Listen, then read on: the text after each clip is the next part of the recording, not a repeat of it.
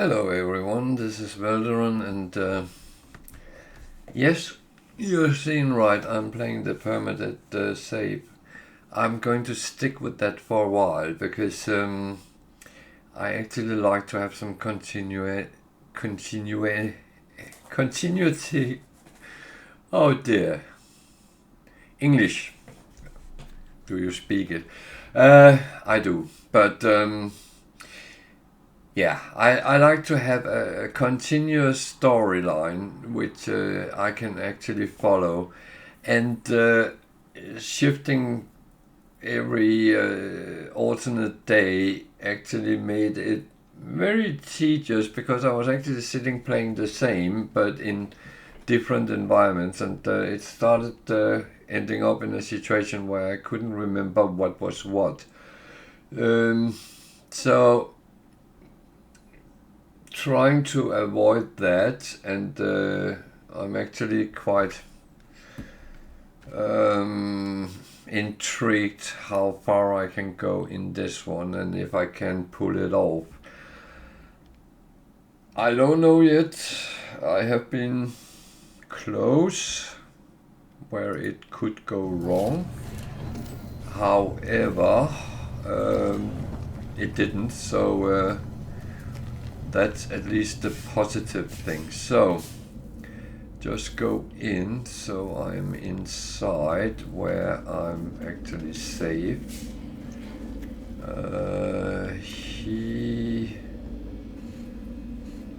don't understand why it says I should make a cylindrical. That one is fine. That one is fine. Base computer. I need to install that on my starship.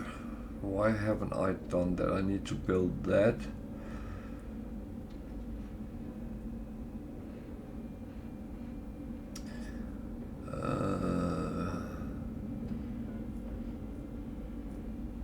I just need wiring rooms.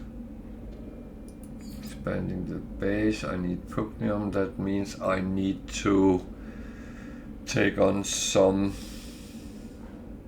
sentinels.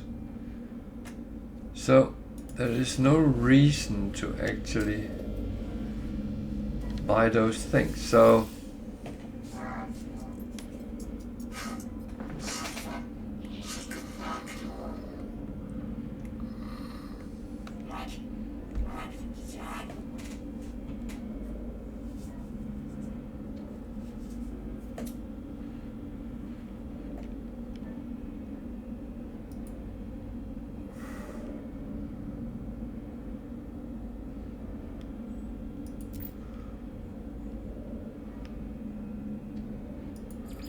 that one I will do.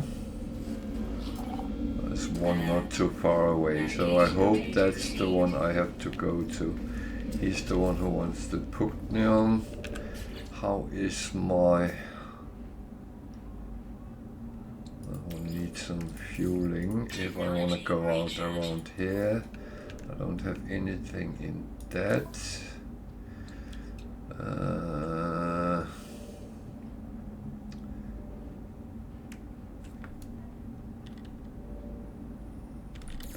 I will put on the starship. That one I will put aside for now.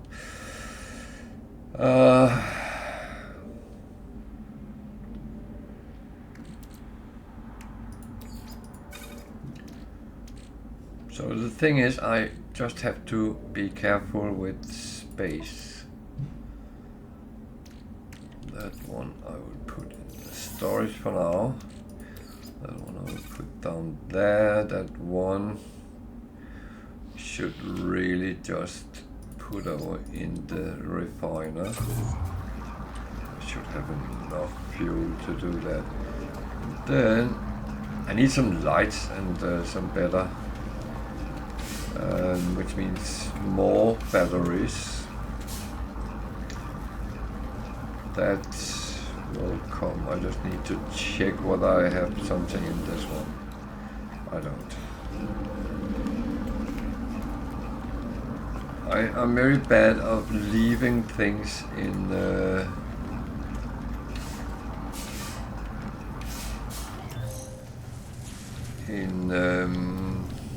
my refiners, so and suddenly, oh.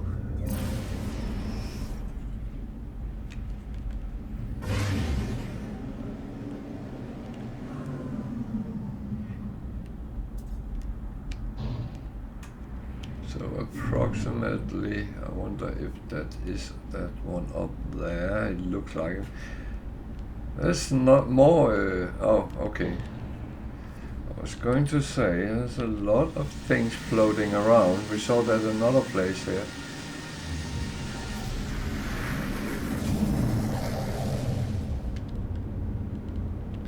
So I have refueled, which is good. I'm putting them there for now. Can always change if needed. I always take those where there is actually chance of something useful.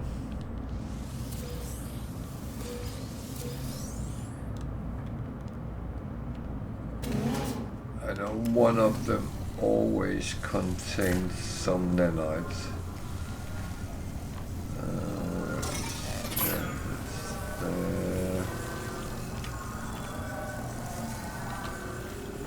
I can pick it up without digging, makes it a little bit easier.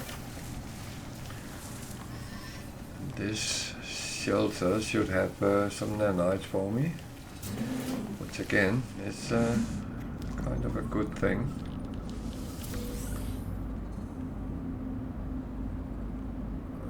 That is it.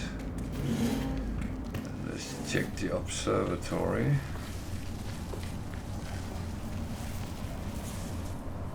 Oh, I should have checked over there, but I can still do that in a moment.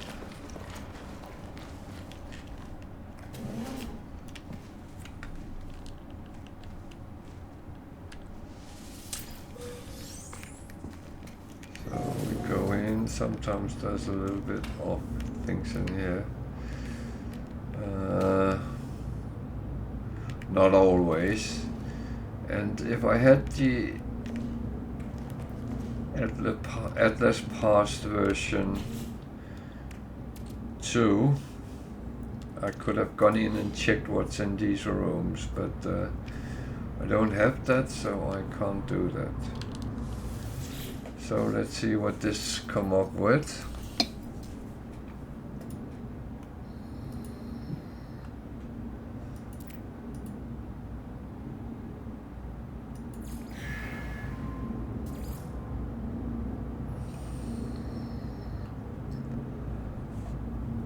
So, I've done what I was asked to do. That's not a bad thing though. So, always go over and just take these. It gives a little bit extra nanites when we upload the information, which I will do in just a moment.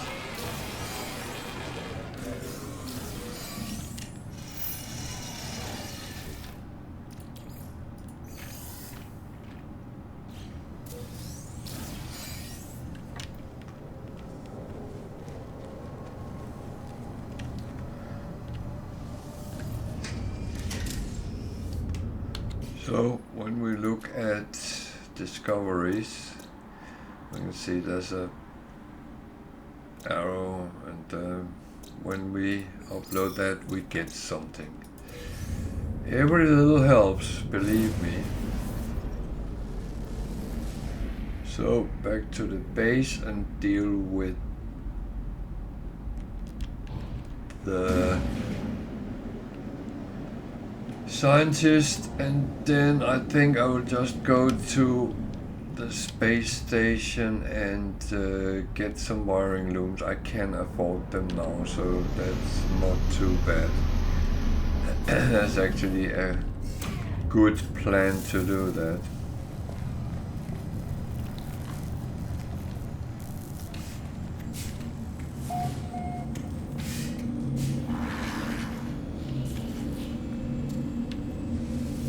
So we sorted him.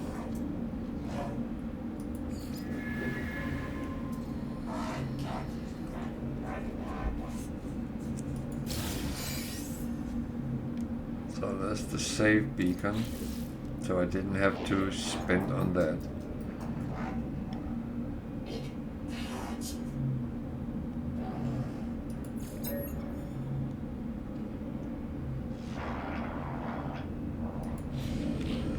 So what do we need for a save beacon?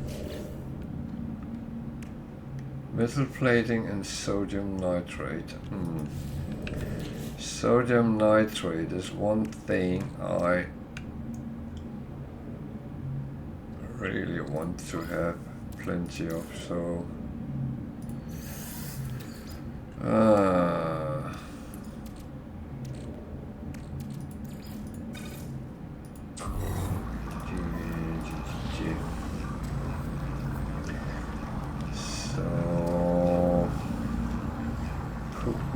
sodium nitrate and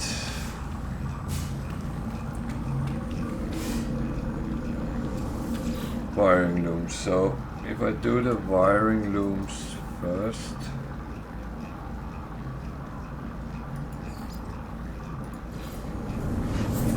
then I can get that away, which is actually a useful thing to have.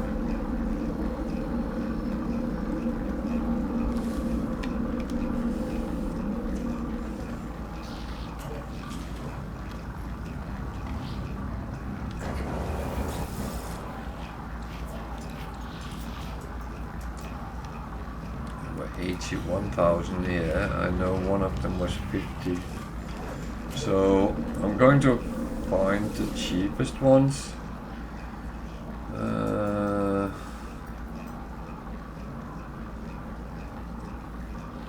was it that one? I mean, you never become rich by spending more money than necessary.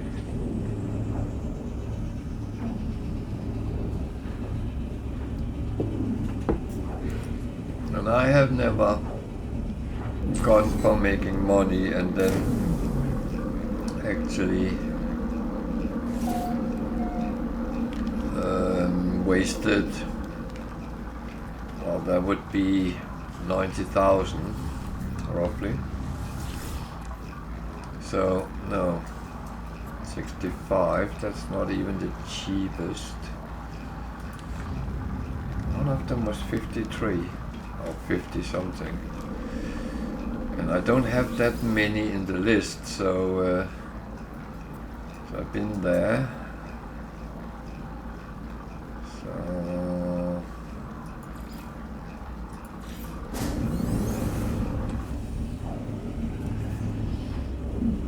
So in 10 minutes I've been at 4 times at the same station and 3 times at another one, and some of them I haven't visited yet.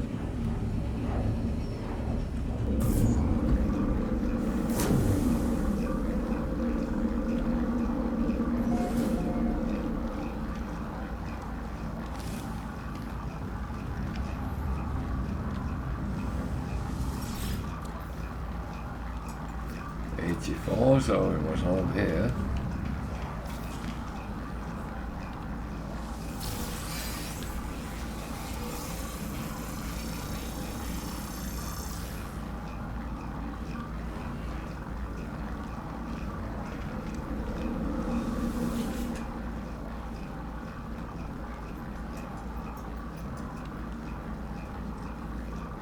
So I have these 2 left.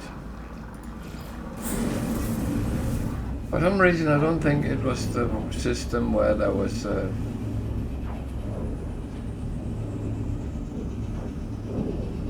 corrupted sentinels on, but I might be wrong.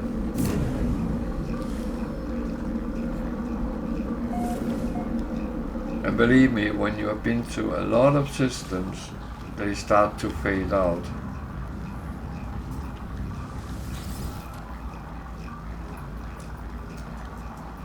Okay. Then there might only be one option.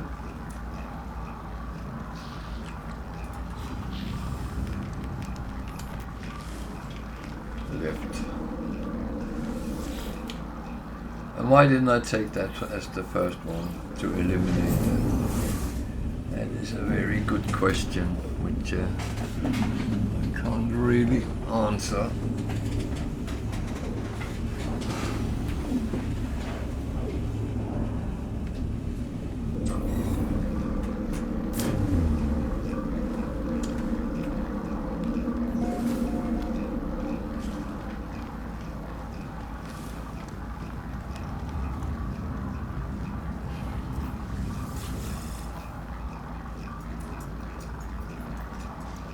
Here.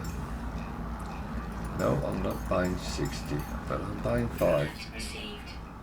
Because they are always useful to have a couple of in extra. So, yeah.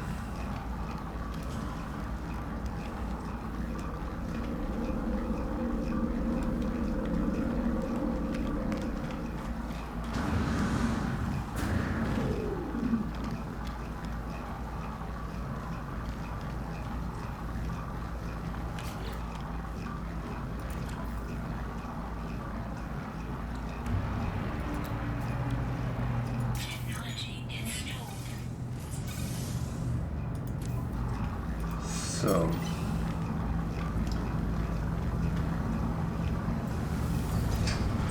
then I am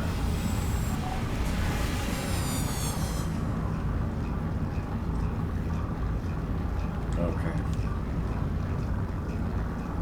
That was not what I thought would happen, but I'm going to give it a look. See what has come up.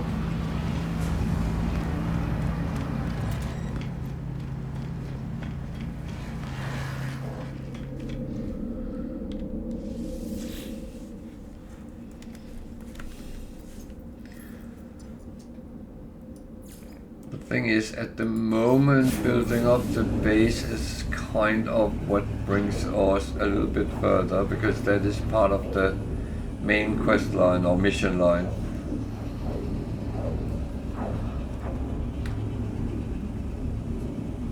And that is, of course, one of the relatively important things. But I'm also have to find.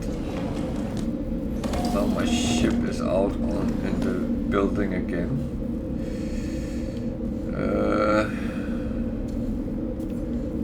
Base computer that's outside here somewhere.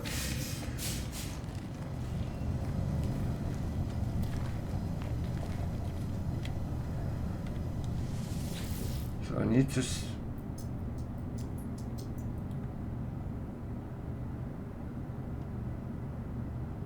that is not doing anything.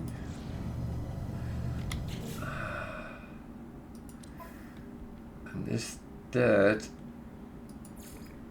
the usual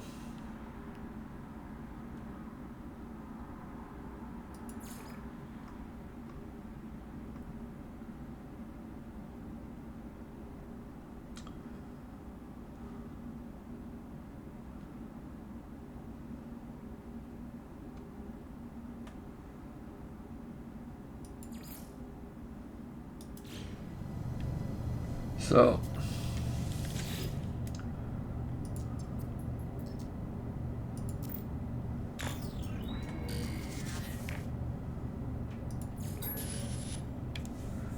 this is where it's a little bit tricky.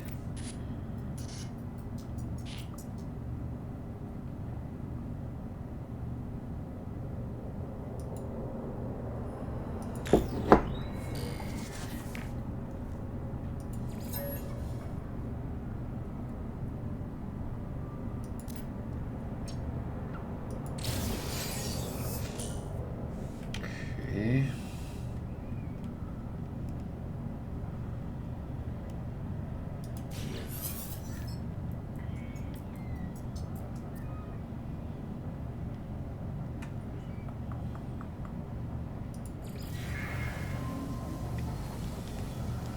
got some technology so I can get more. So make a safe beacon.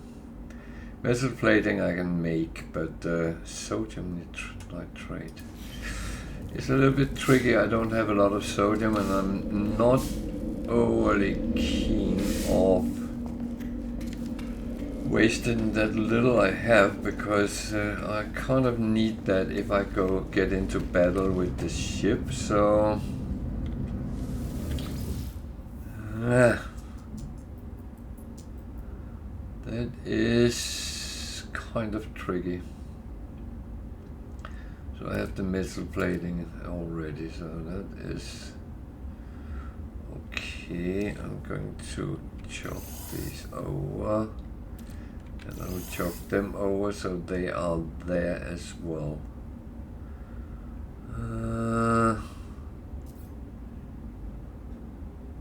Yeah, that is probably the best for now, and I'll have to go out and find some sodium or sodium nitrate. I'm not sure where. So the best would be if I had a planet which actually had it on, but I don't.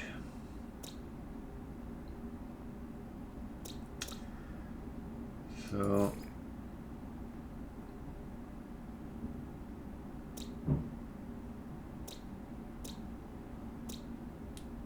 that's the one with all the weird ones. There is sodium. Arid planet.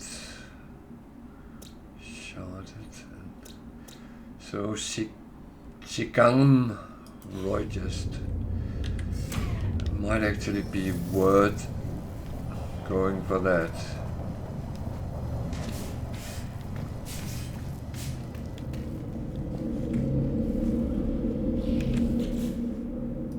Because that is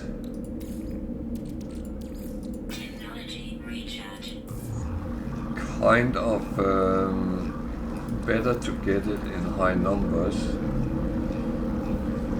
than go and find a plant here and there.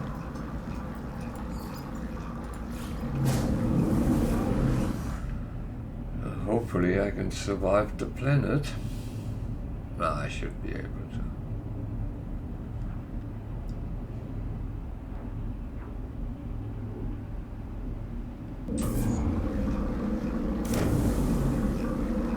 I will have to fly a lot around.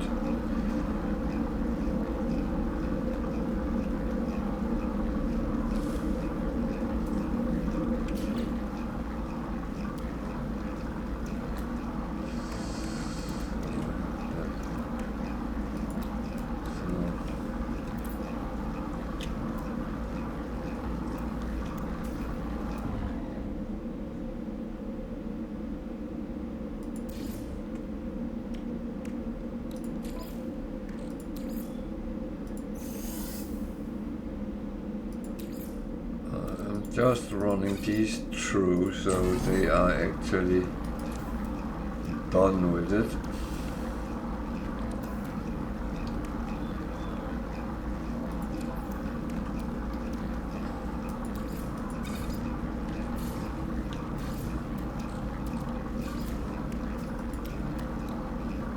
Then make 5 of those. Then at least I can get off planets if needed. It's very empty, as you notice. So more so I don't get stuck. There's a lot of ships here.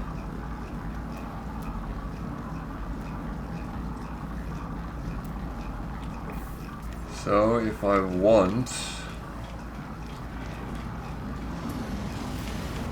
a better ship I need 4 or 5 million and up, and that's only for a C-class, so that is an expensive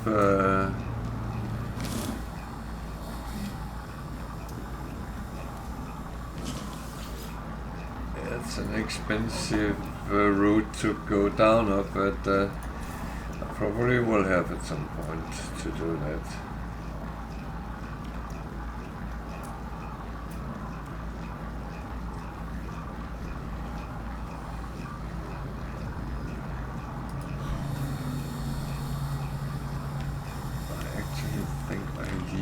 For now, just realized that need to get some more slots as well.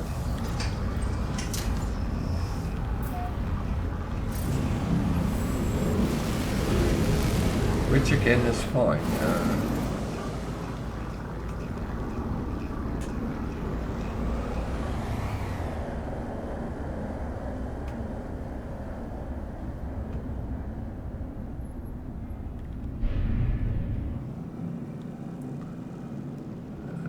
Can't see much through a space station. It's the rainy one, so I actually need to go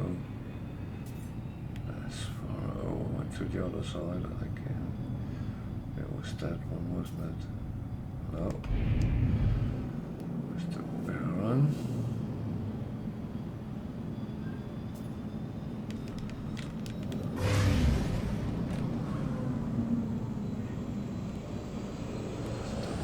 Shit, and the area. Ah, go away.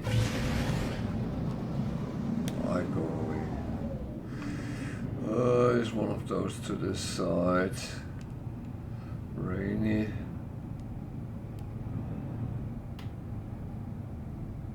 Arid. So let's take a look at it. Hope the best.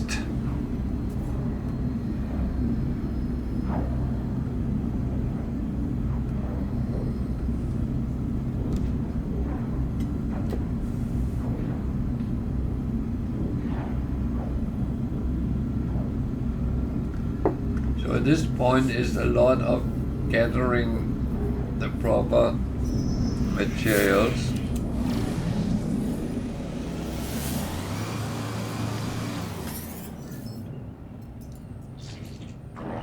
and see what they have.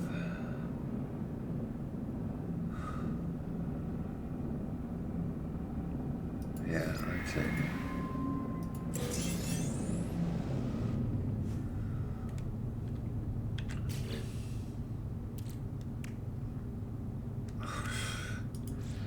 They are tricking me a little bit with these. I have learned I should not trade with them with anything other than the relics, so I need to go back to do that. Problem is I don't have many relics in my covers because I sold them.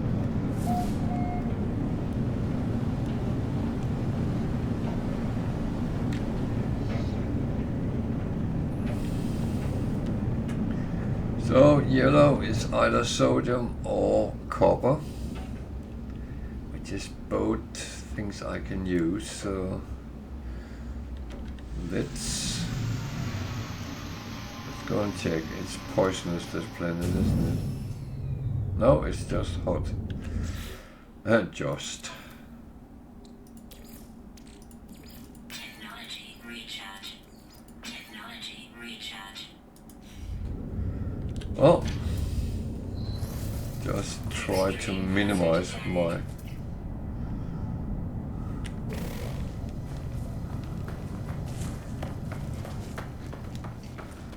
It's activated cover, okay. That is actually even better.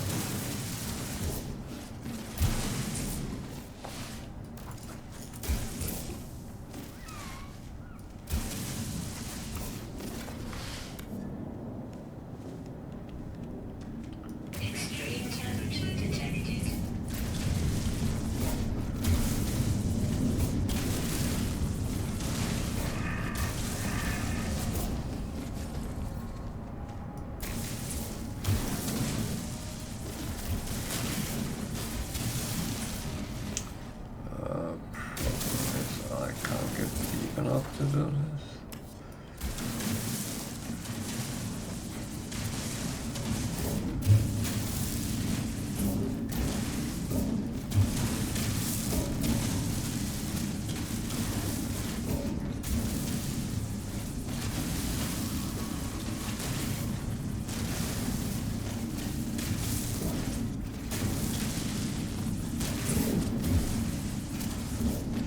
I'm actually trying to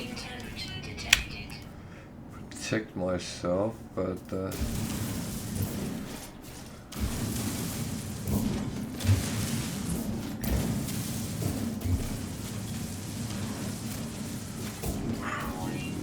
problem over here.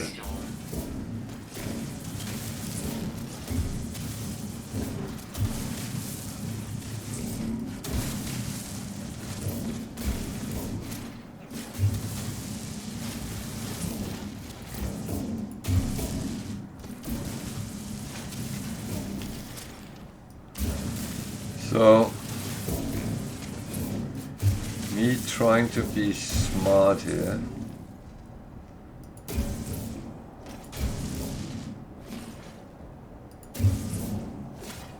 It's actually paying relatively off. The only problem is I'm stuck here for now.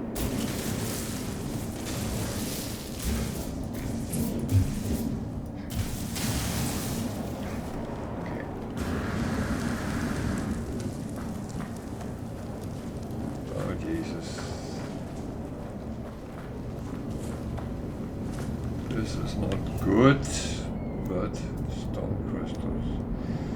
That's very good if I want to earn money, but that's not what I want. Activate copper, sodium. So let's get in where we're protected. The problem with this storm is it might actually pull you around and cause some horrible issues.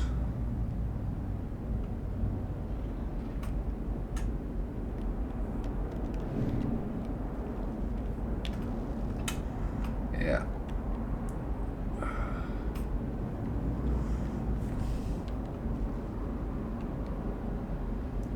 I have to be quite careful where I land and not to land on top of everything. So I hope I didn't.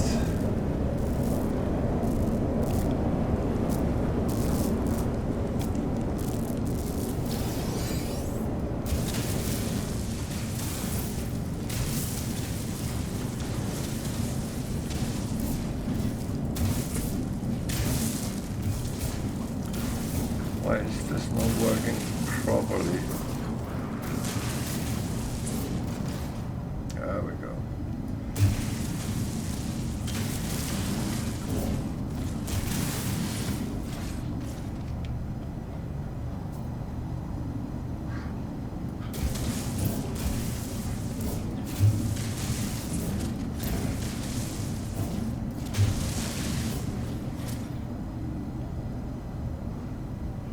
Wow.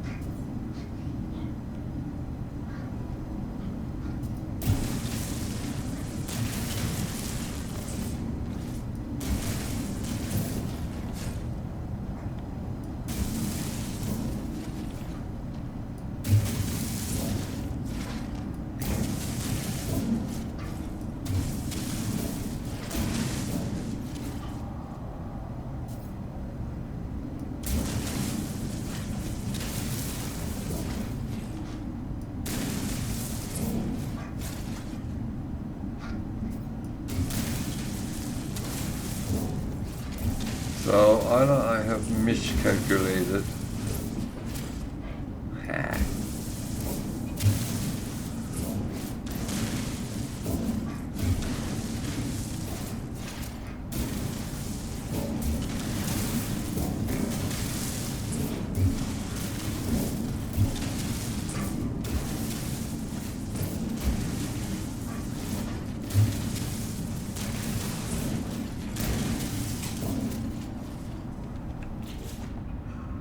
So that was not completely stupid. That is Technology recharge. kind of good.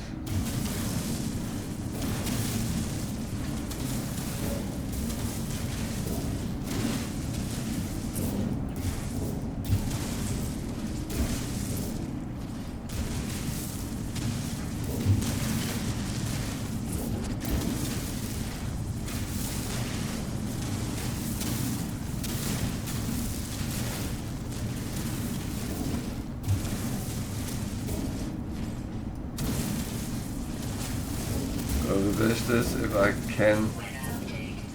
Storm clearing. not make holes. So now the storm is clearing, it's actually fine.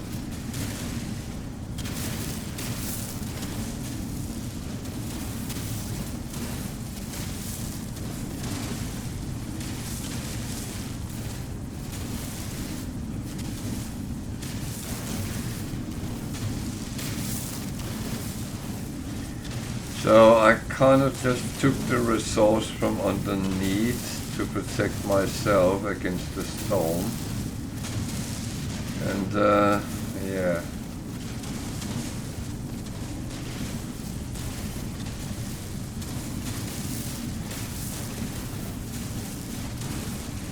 It's all about surviving, nothing else.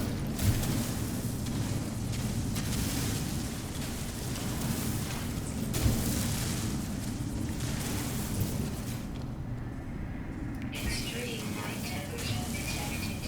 That's not great, but I have to live with that though.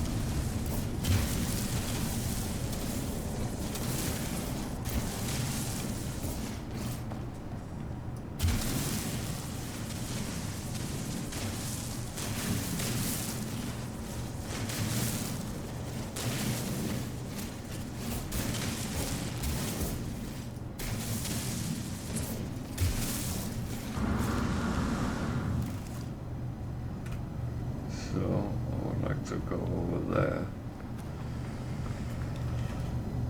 So again, I am actually taking the ship across because that is that is a better option, to be honest.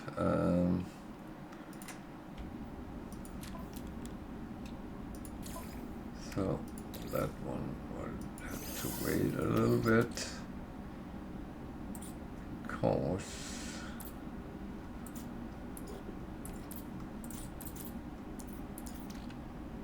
sodium. Start to make some sodium nitrate. I hope I can get one more at least.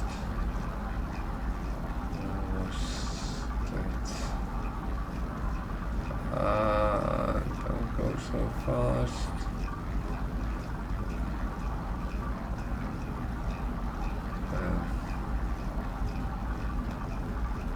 Oh, that's two mistakes I did in one go. Oh dear.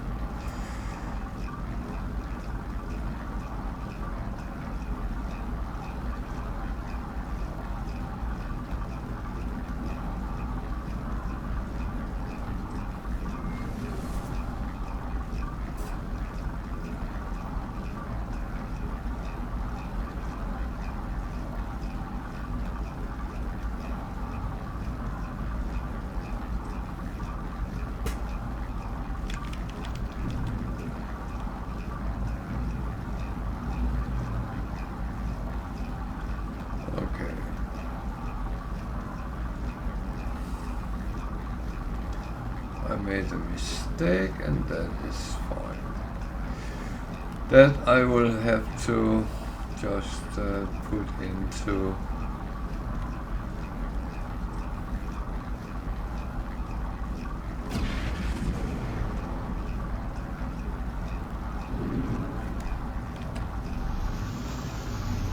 there. I just landed on top of it, didn't I?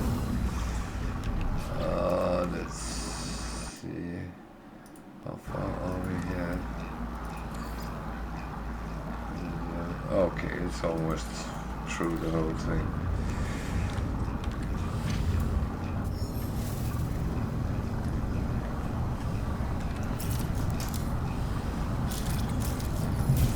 So phosphorus, very useful on hot planets, so especially if you run out of cobalt and iron batteries. It's also used a lot in repairs, so it's actually not too bad to get a lump of, probably more than a lump. Because if you remember, I actually have a ship to repair. It's not a great one, but it might be helpful at some point where I need something to go in systems with or something like that.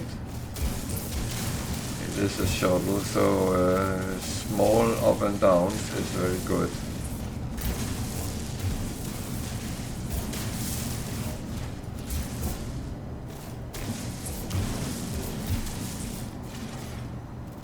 So this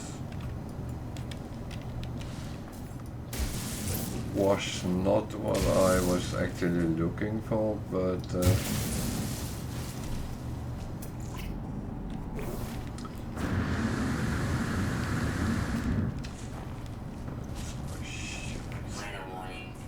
yeah, I just need to scan for the next one. Phosphorus, activated copper, mushroom, the sodium over there, 1000 units away, so that is hopefully not the one I already picked, so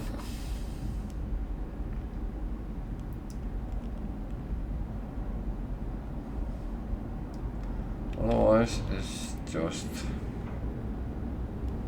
too bad if it is.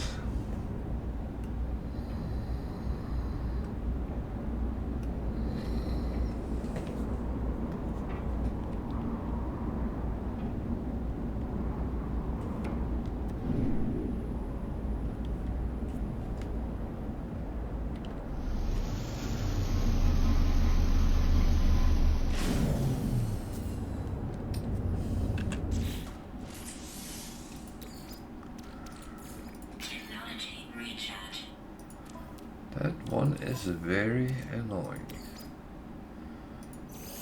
So I still have sodium, so I actually set that to process as well. Because I know I'm going to kind of need it.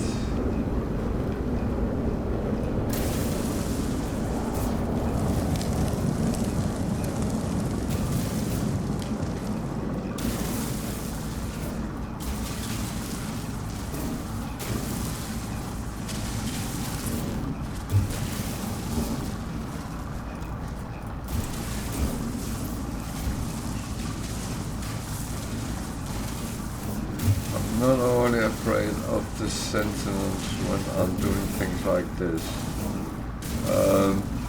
It's only on worlds with aggressive. However, I don't know what they are.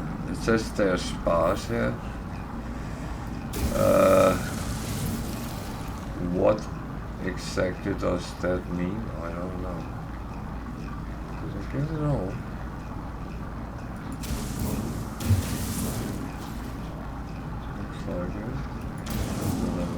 Of my head.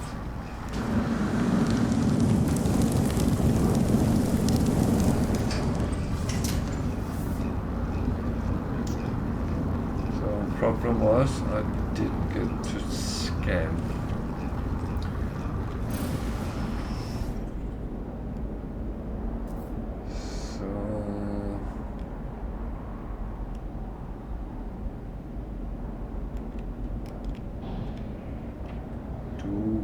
Some more stone crystals. Then there is a good chance of getting some here. You're lucky.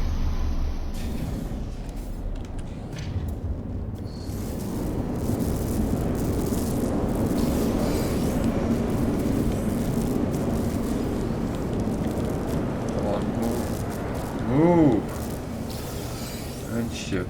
Thank you. So that was actually a million coins I just got from being stupid, so to speak. Technology recharge. Technology recharge.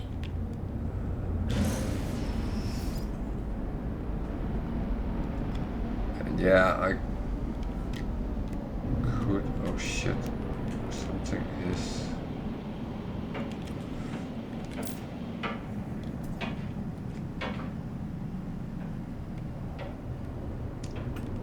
What is going on?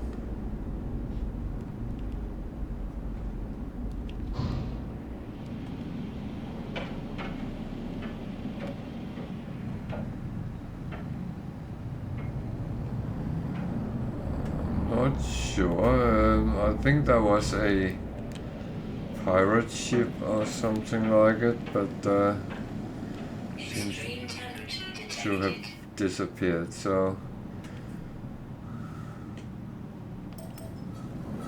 let's retreat home. Let's see what we can build.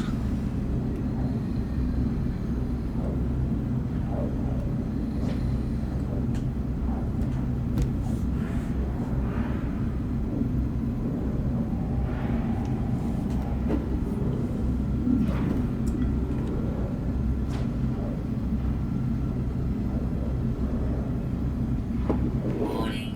Threat detected. You lead.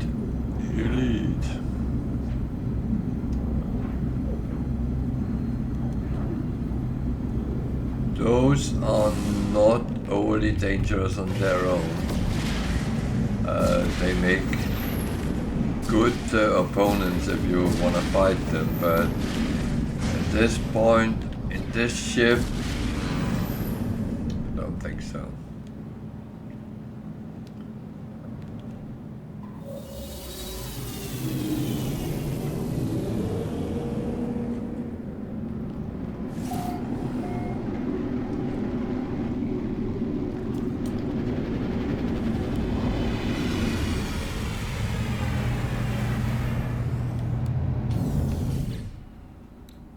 So,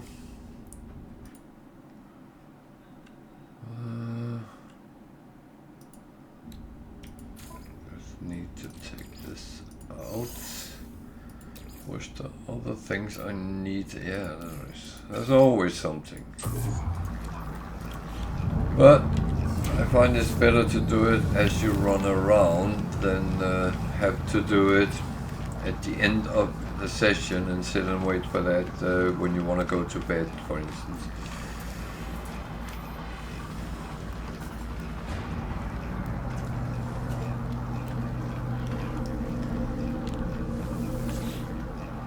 So every little gathering of resources or anything else gets a little bit more stressful on Permadeath, because there's so many things you can run into that might or might not want to kill you. And remember, if you're killed on Permadeath, you lose your save game. Everything you've done is gone. Then you only have one thing to do. That is to start all over. So I needed to build a safe beacon. I need 2 metal plating. I have that in the storage.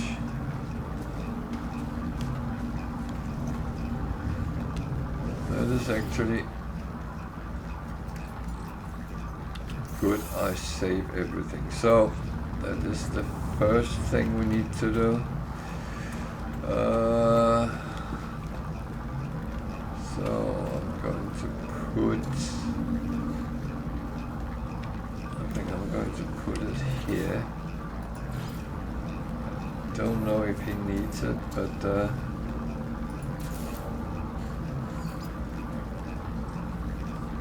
at least then it's close to him. And it's actually nice for me to have something inside the base I can save on, so I don't have to go out to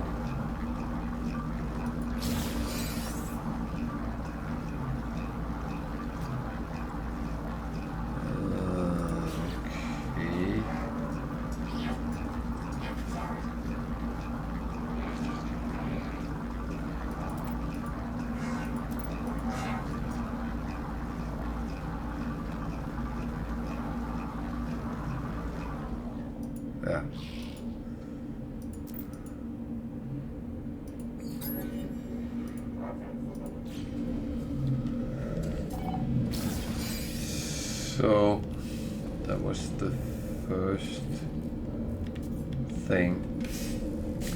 What I want to do, because I got some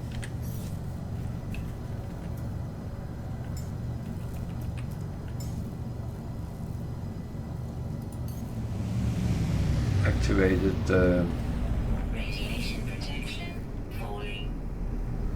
I need to do something here before I make a stupid thing again. Technology recharge.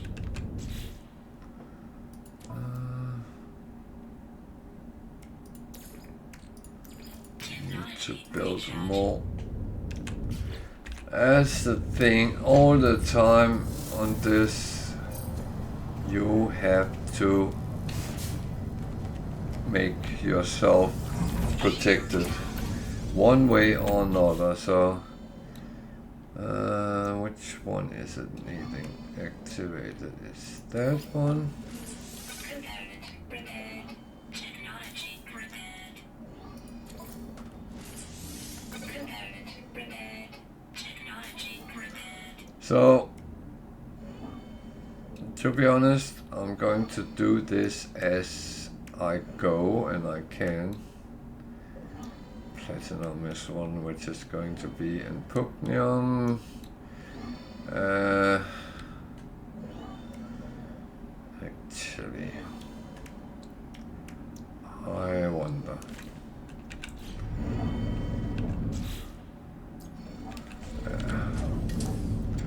So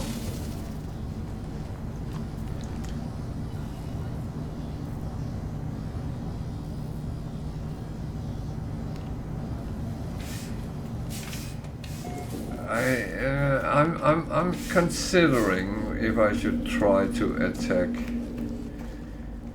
that lonely one which comes around my base. I can take him out, but what about the others?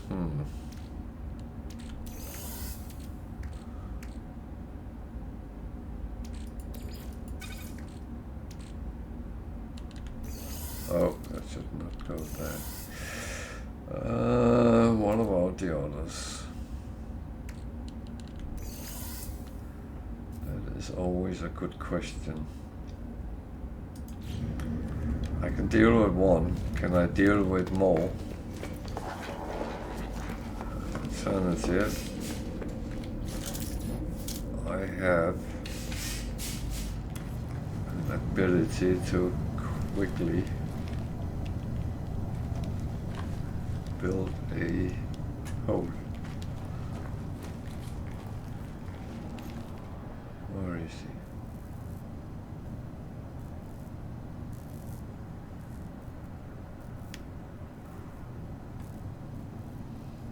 He's up there.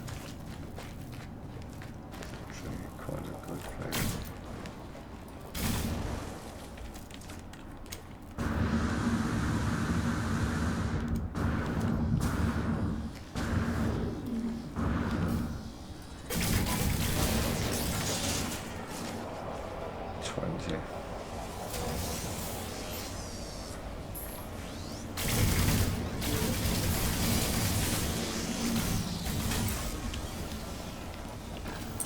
Come on, reload before they kill me.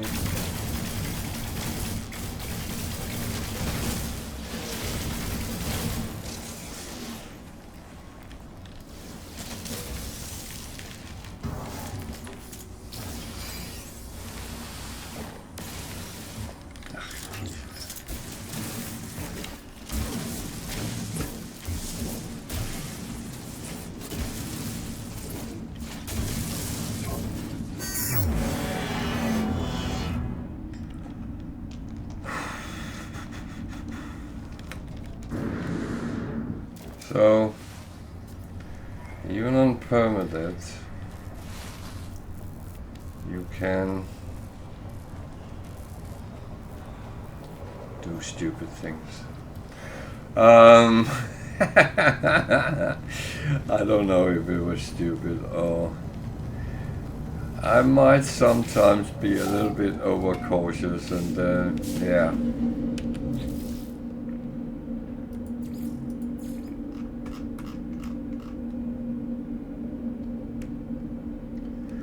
So I need chromatic metal. Oh.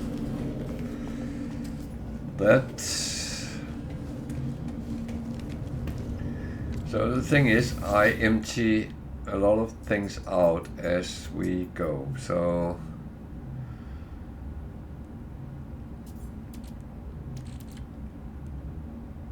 that was deactivate. Oh god, I don't have a lot of copper. I do have a lot of chromatic metal, so let's just do that. Weapons terminal.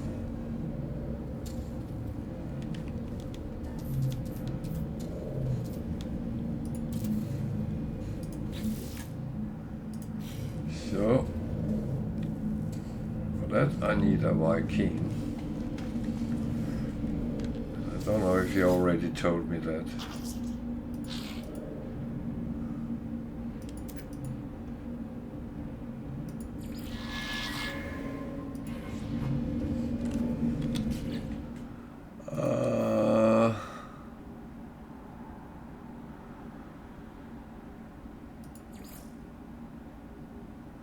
That one I already done.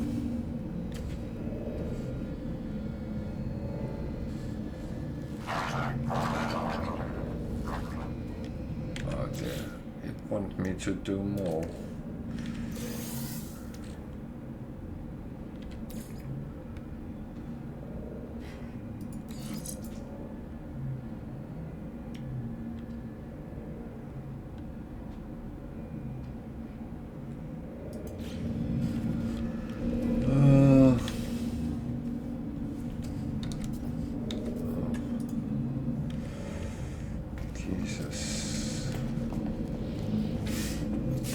Jesus.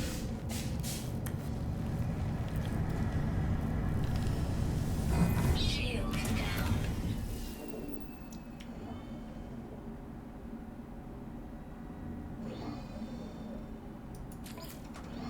Component repaired. Technology repaired. So magnetized ferrite and chlorine I can actually make. Yeah, I'm not spending them yet. The chlorine I can make from the salt I had. That is not a problem.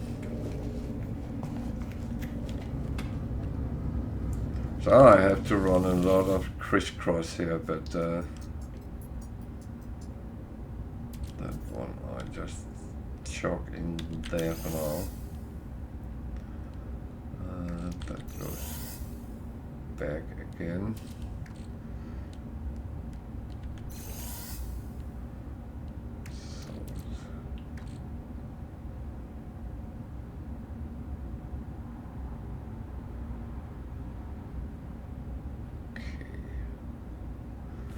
That's okay, I need some more.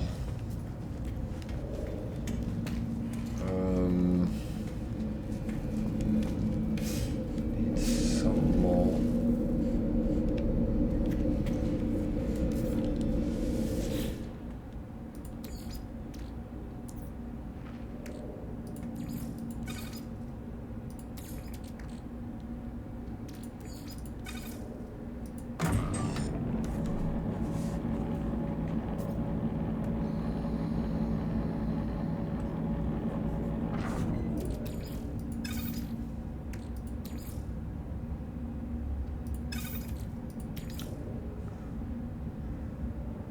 I actually chucked them back.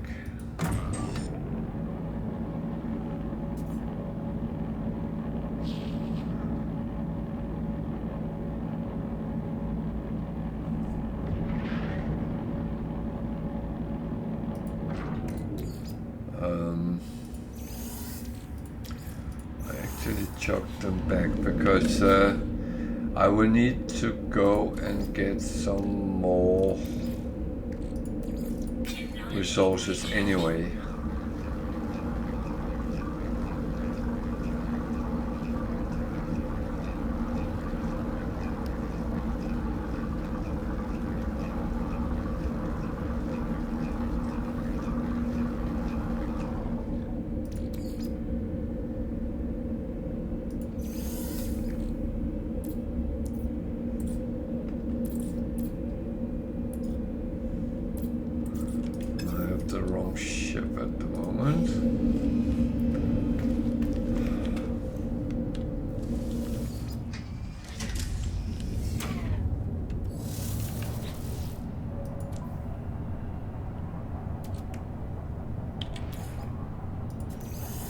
That didn't really help much, but that is okay. That I will put aside as well. There's no need for me to carry it around right now. Same with salt and ammonia I need. Salt and chlorine is for later. Anyway, so that is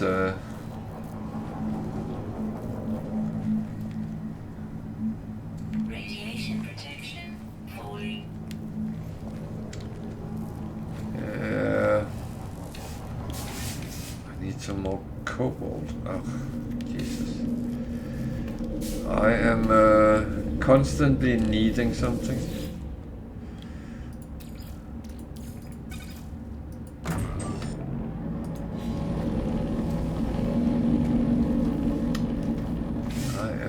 Constantly needing something, and it's actually a little bit weird that I end up in that situation, because I am normally hoarding to well, a certain extent where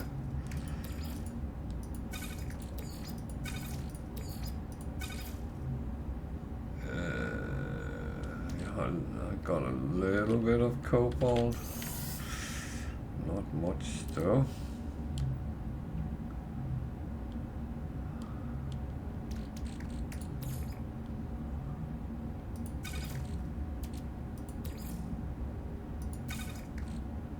I'm just trying to get a picture of what I actually have.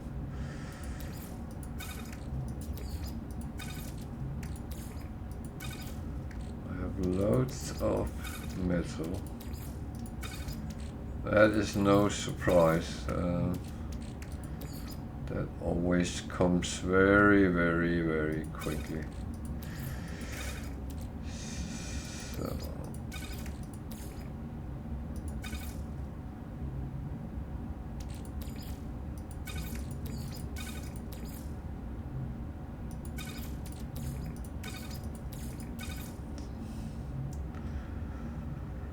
So, how much cobalt do I actually have for usage?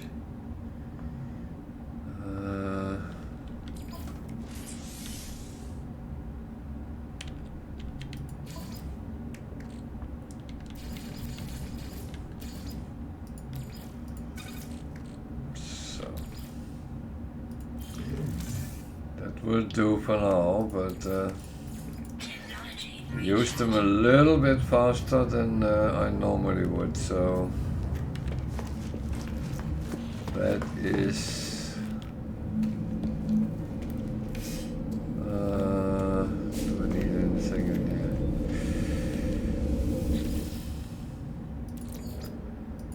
Got a little bit of them, so put them on the starship for now. So I need to go and gather some more things.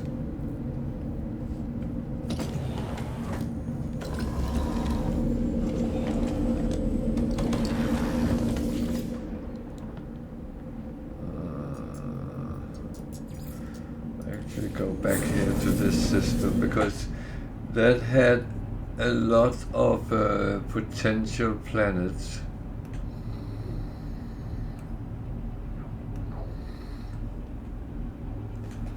And that is that's one of the things. Always try to get the best edge.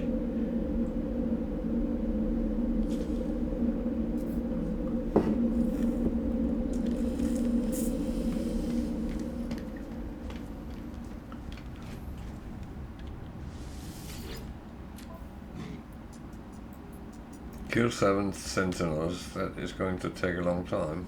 That one I would like to do. But well, I have to deal with sentinels, but it is going to be a little bit slower than that.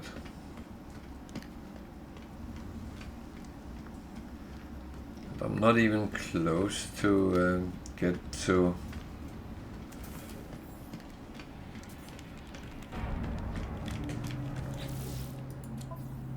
getting a freighter yet. So I have some. Yeah, so what does he have?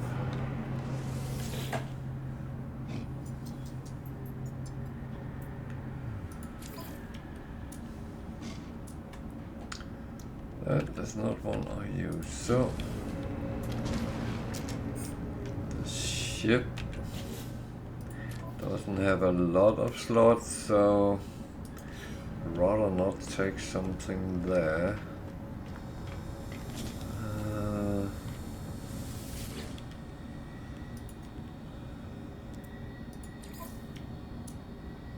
Thermal life support.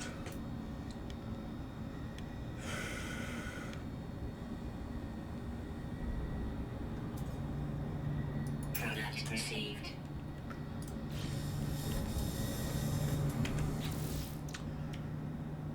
So I do have life support, but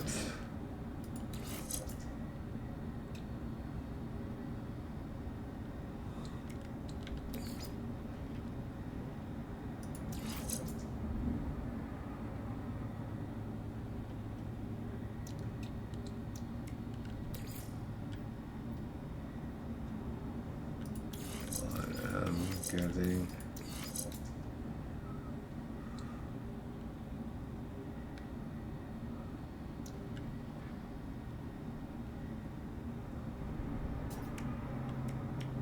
I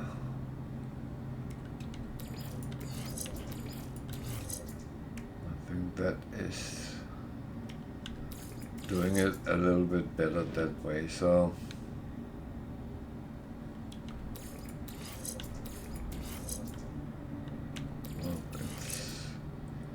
gathering from that.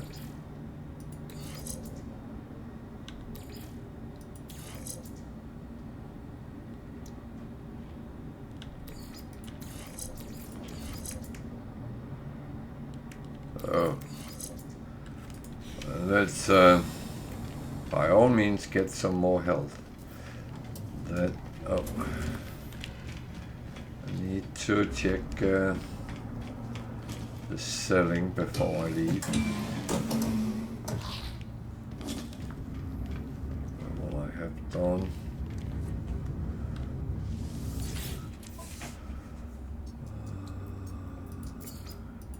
So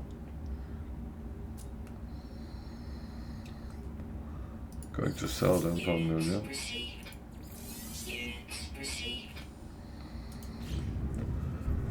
The thing is, getting money is not a bad thing. Think about it, if I get money enough, I can maybe buy myself a good ship. The question is, if I do get enough money.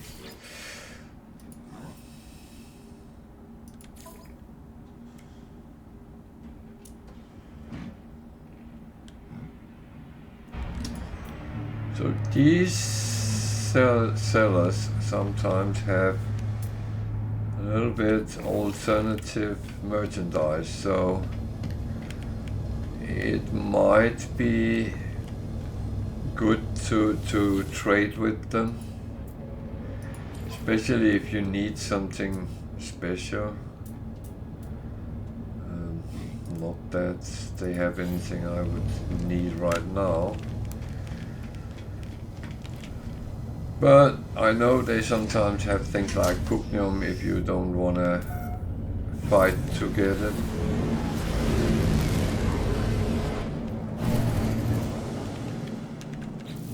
So I have sodium nitrate, I have ferrite, not a lot, that I can actually get more of. What else?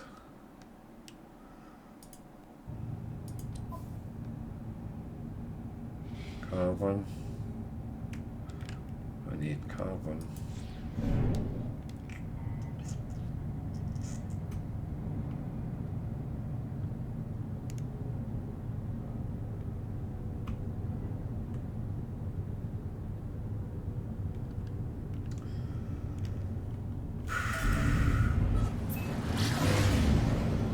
Rainy planet normally means there's a lot of vegetation, so go there to see if I can get at least carbon.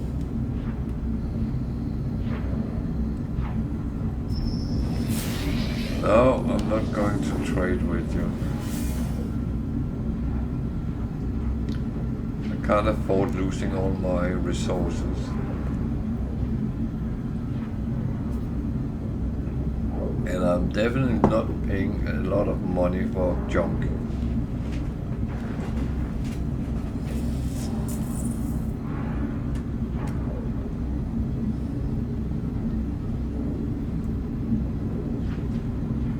So again, cobalt and paraffinium I can use. Paraffinium is very much used for, oh dear, it's a very wet planet. I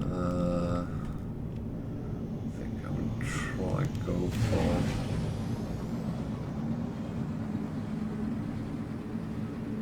the clouds are land north. Oh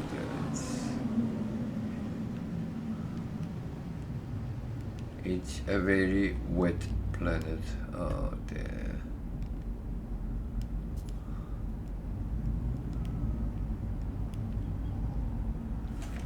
That is, pardon my French, doesn't look like that. Well, to be honest, can get carbon under the sea, but be slightly risky.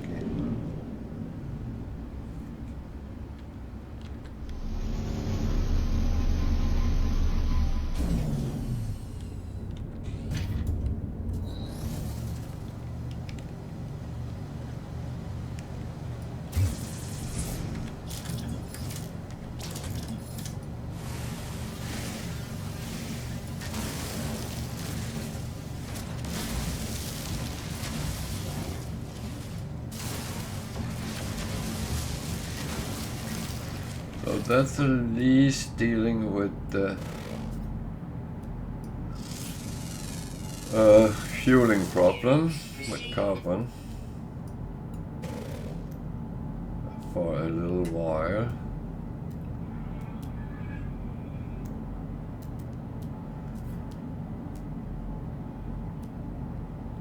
So here we see a single sentinel, and it's so tempting to attack him.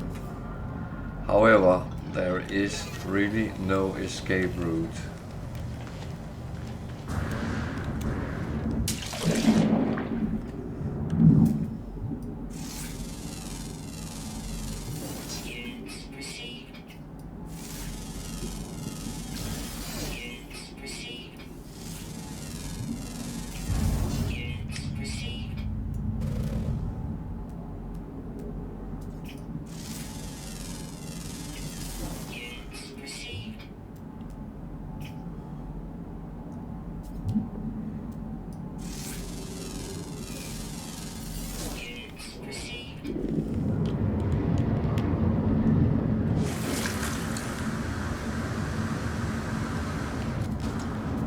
So is this word doing anything?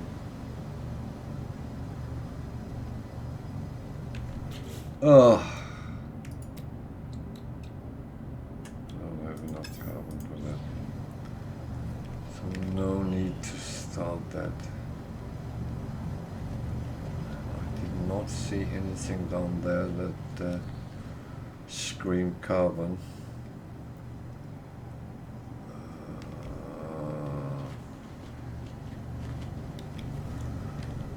Man, why do I get these kind of planets?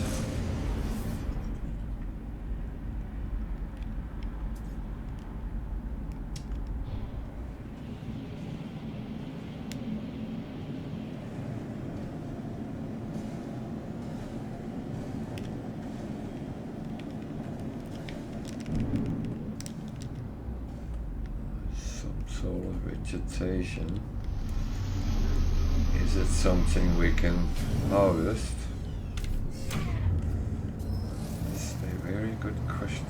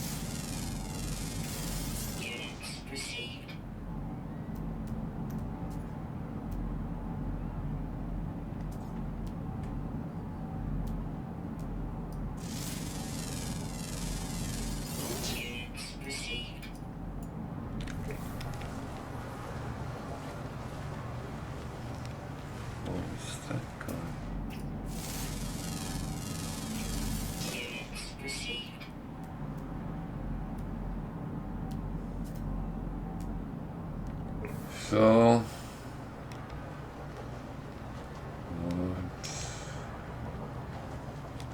what the hell? I feel I'm coming to some surreal world here. I can't stay alive long enough under the water, so...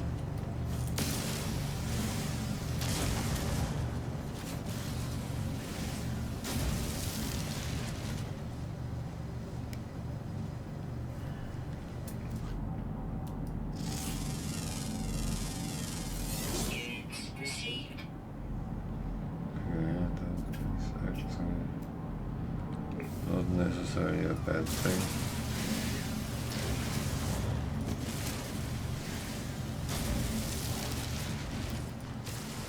So, all in all,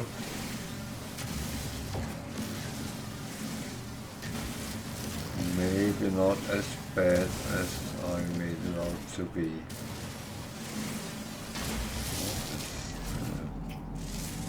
It's a little jumpy one.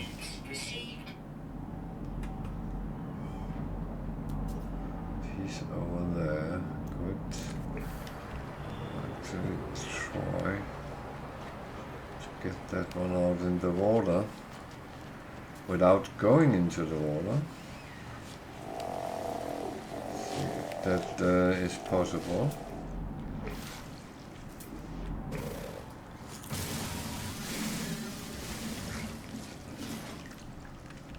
So I need one of these. I need some ferrite dust, which I should be able to get anywhere.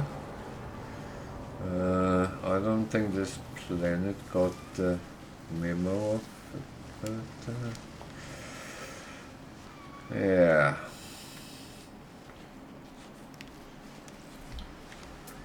So if it comes up as unidentified, then always scan it.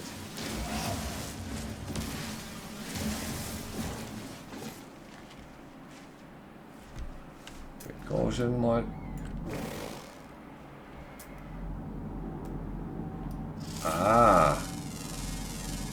Units received.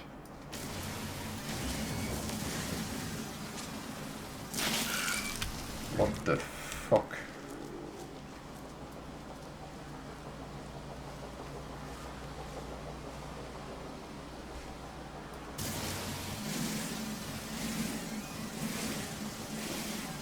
That rock just made me jump. That was not what I expected. Why did it run? Oh. Did it disappear totally?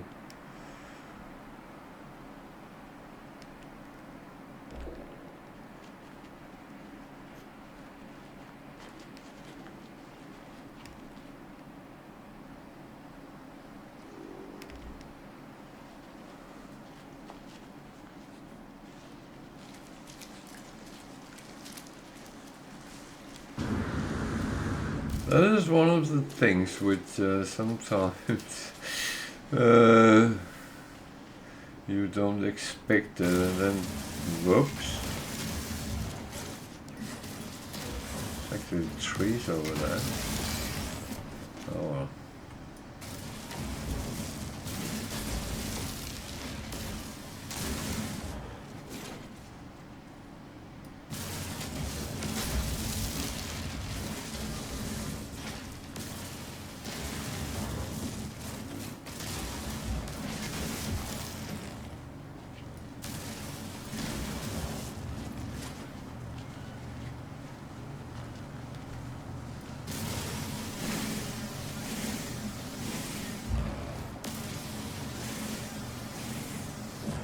Actually not what I need, but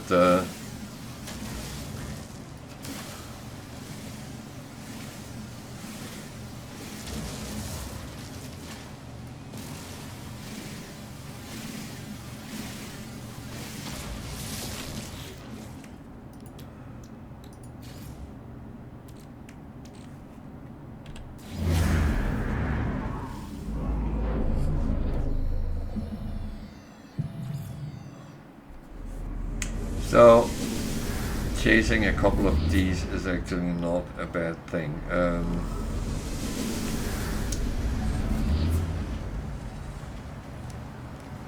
Because getting more slots is actually quite important. So where was it? It was across the water somewhere.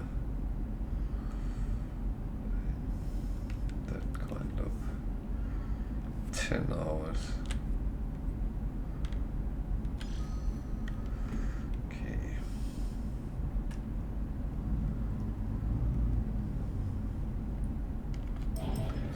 That's a little bit long time, so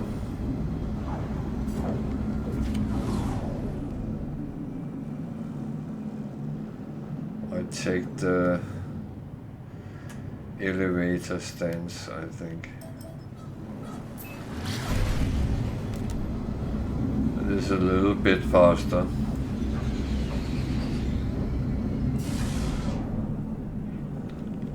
Making sure that you don't waste time flying from point A to point B on a planet, which would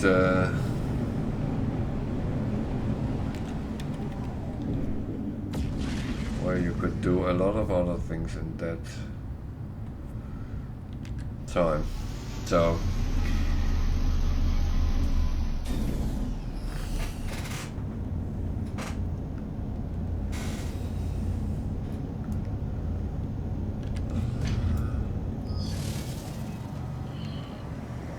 my thing's still fine. Ish.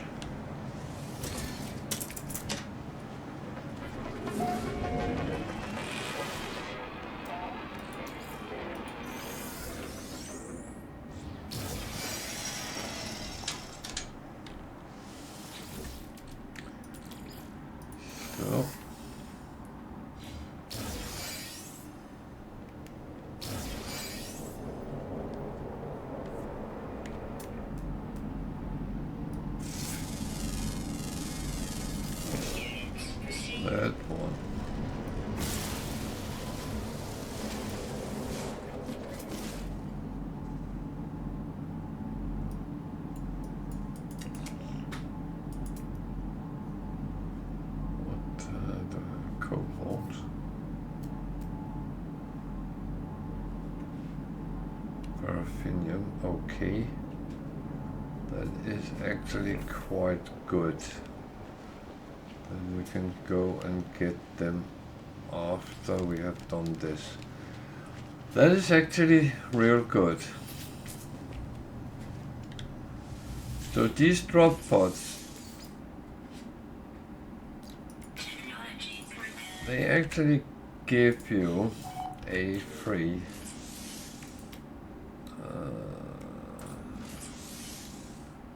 I need oxygen. I knew it. Oh dear. Okay.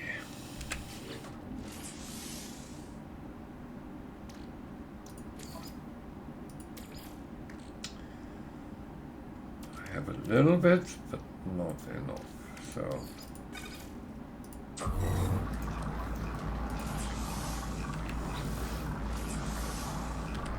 I'll make sure that why is it telling me to find abandoned buildings? So I need something which gives oxygen. My favorite is always, oh dear. I got some of these. I don't really want to use them yet.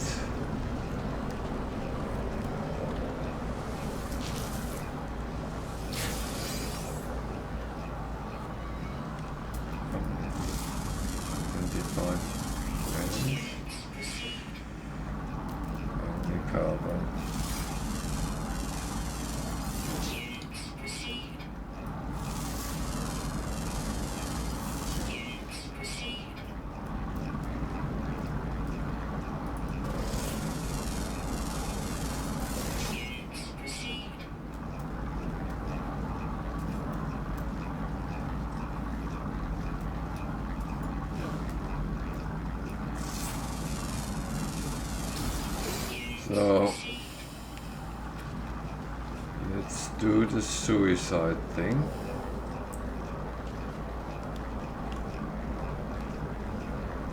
See if we can find some of our poisonous friends.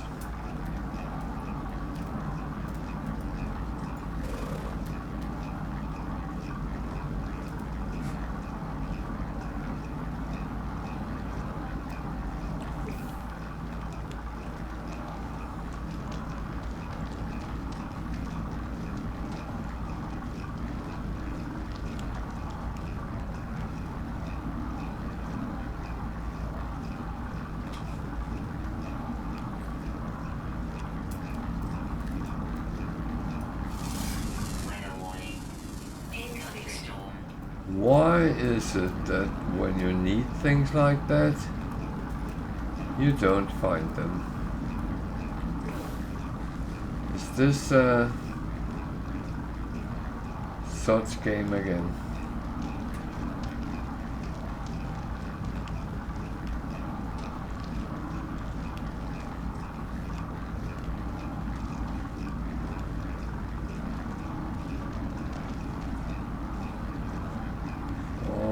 Actually,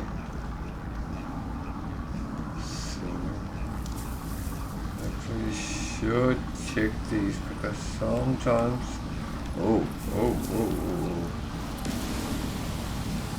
Where are they? I almost just walked into them. I know I have given some of my viewers traumas because of them, but believe me, not as much as I get.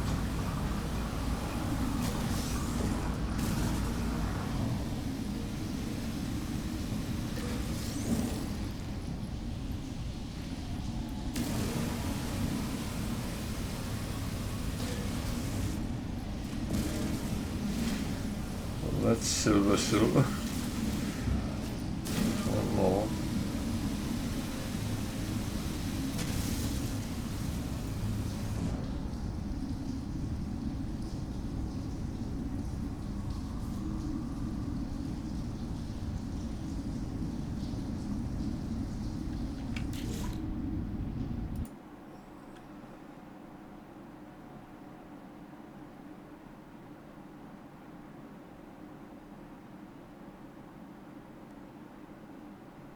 I do sometimes. I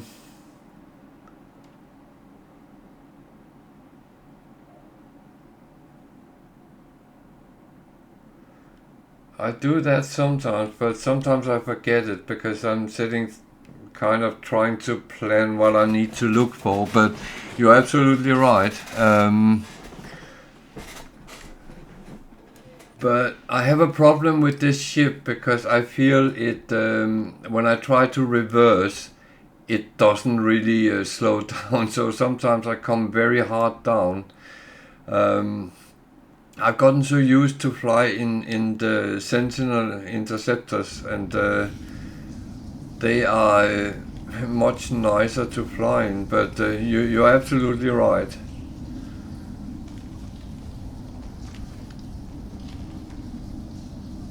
Yeah, I love them, to be honest.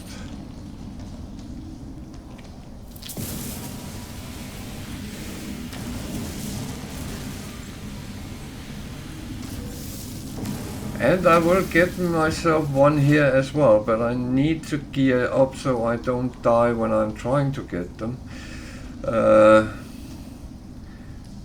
I'm very aware that if I die, it's game over. That kind of take a little bit of its own toll. It has taken me quite a long time to actually dare play Permadeath, and but I got a challenge and I took it.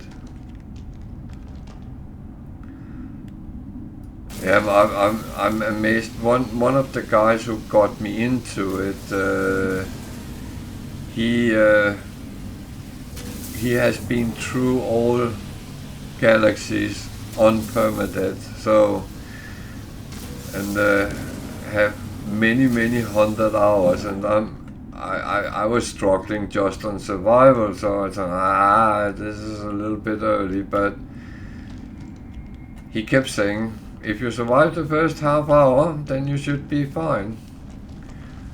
And yeah, the first one I died after 25 minutes, so this one I have kept alive a little bit longer, so I hope, and I try my utmost to actually, I play a little bit more slowly than I normally would do, but it also have to be fun.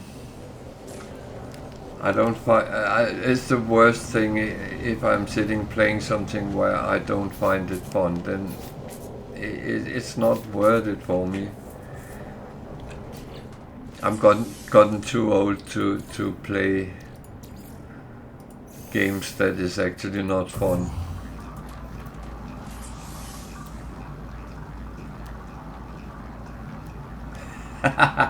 Yeah, the difference is I am an older man.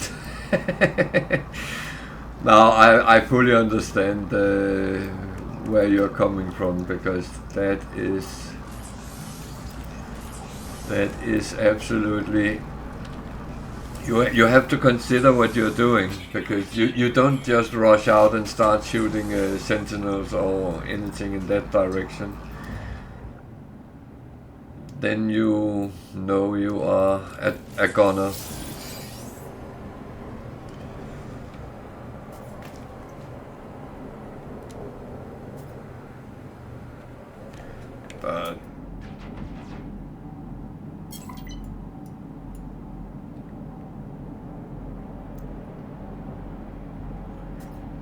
But I appreciate the good advice. What is just happening here?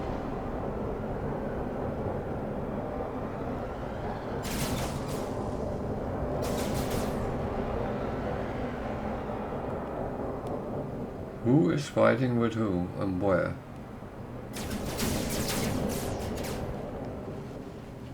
That I don't like.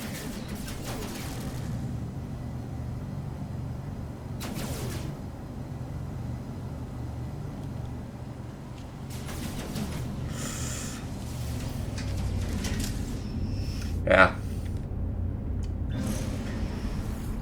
Well, I will say normal is as well, but you don't get punished as quick.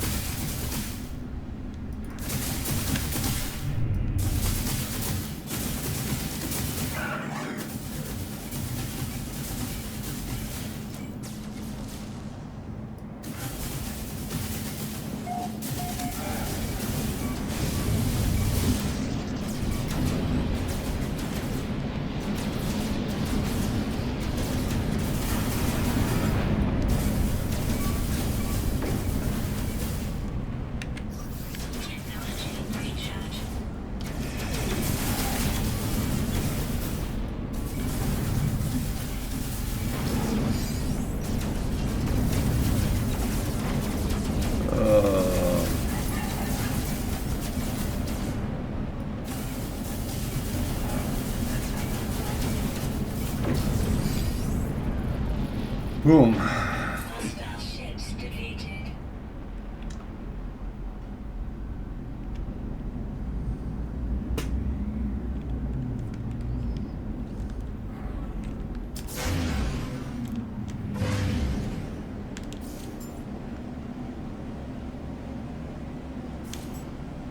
No, I wasn't sure. Because I have sometimes gotten shot while on ground, and that really bugs me because you can't shoot back.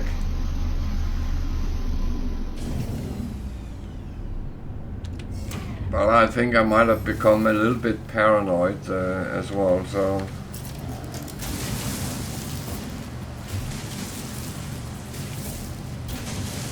I will admit that, and I think Permadeath has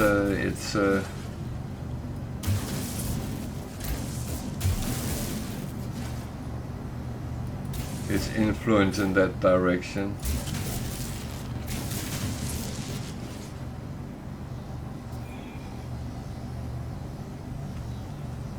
So.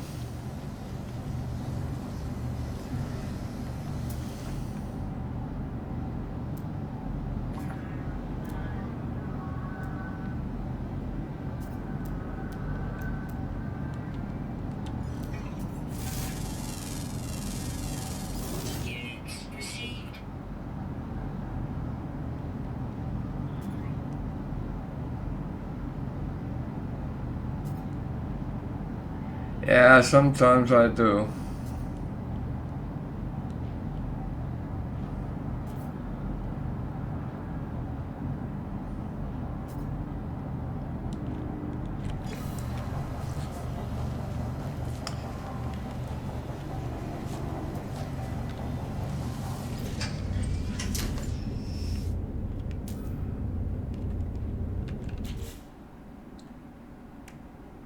Yeah.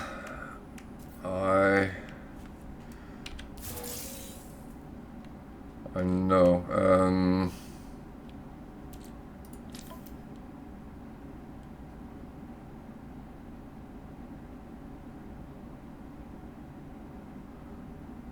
I was going to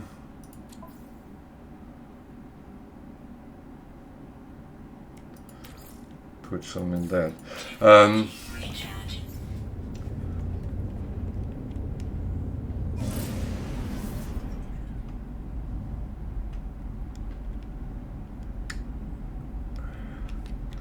Yeah, I started another game in parallel with this, but I put that on ice for a little while, where I was challenged to play without spending any units, nanites or quicksilver. And in that, I actually scavenged everything I could get my hand on. And that was kind of funny to try it for that side, and I'm going to play on it again, but I must admit it puts me a little bit off that I take a break every other day. So because I'm actually doing pretty much the same in the two games, and it messes with my mind.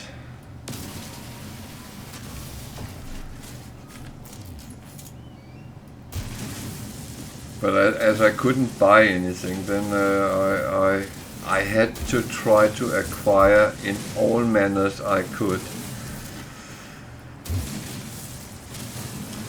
So of course I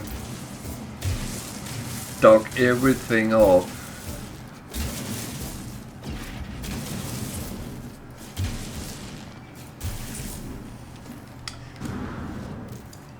But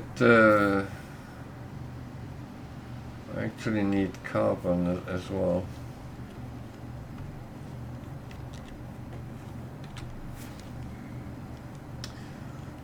So I shift to first person because then you don't have to dig.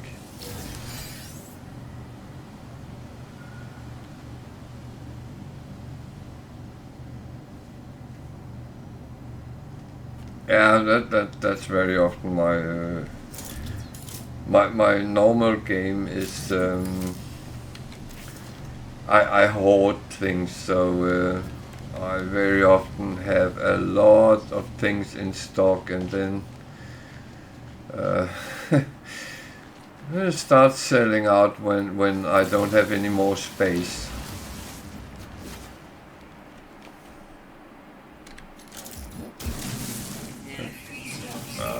Bugger.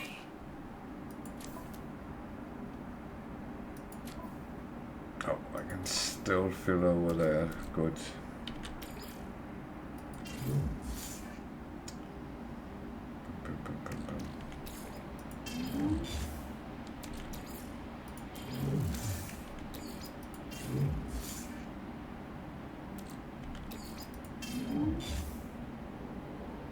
That was actually stupid, but never mind.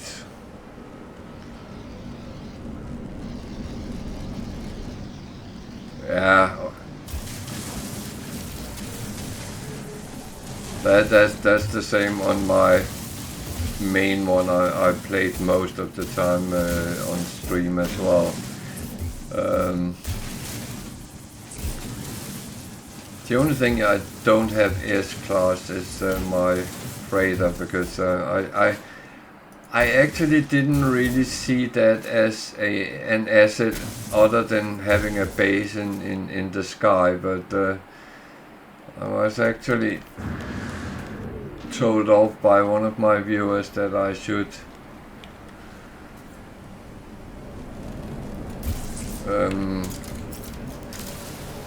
use it much more to jump in as well and stuff like that. So I was actually starting going for an upgrade to it.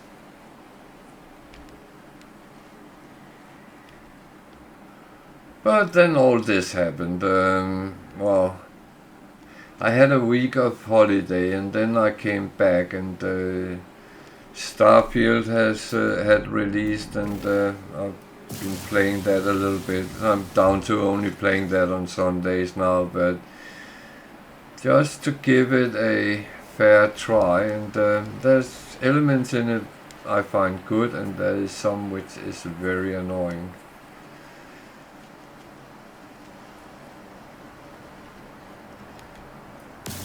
Yeah, well, I was kind of surprised playing on survival mode, because it actually intrigued me quite a lot, having that little bit of extra difficulties, and that is that is one of the things which has kind of surprised me, that I would like that, because I always kind of had that thought that I'm probably not good enough to do it. But on the other hand, I actually realized, even though I'm a little bit slower than when I was 20, 30 years old, but on the other hand, the brain is still working. So, yeah, sometimes you have to anticipate things a little bit, but if you can predict what happens and do something, then you don't always have to be equally quick. But I do agree, I weirdly enjoyed this as well, and I know it's just one stupidity, then I have to start over, but oh, thank you, Sarah.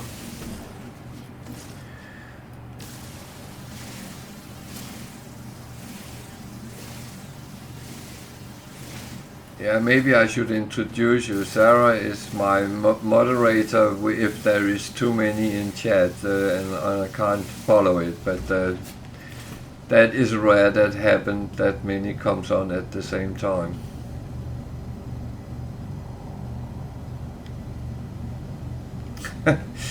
Yeah, well, I usually say I don't get older, I just level up. As a true gamer, that is a little bit more like I like to see it.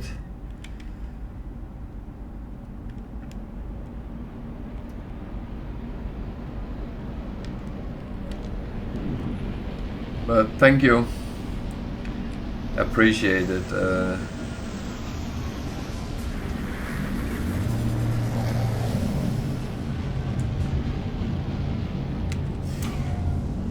It is one of these things, we all have it once a year, and yeah, I know my lovely kids will celebrate me the coming weekend and take me out and have some good food, and I'm immensely looking forward to that. There is nothing better than having food you don't have to make yourself.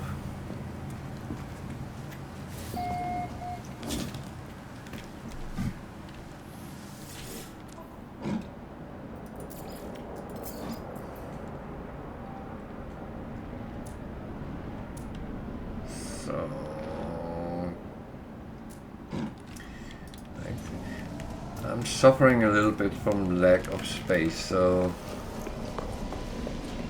Warning.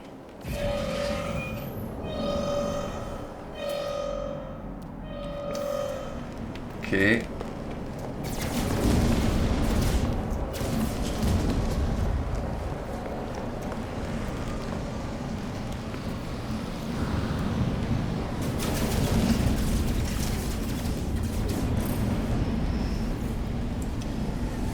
I can't just leave them.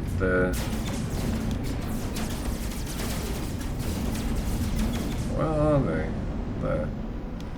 No.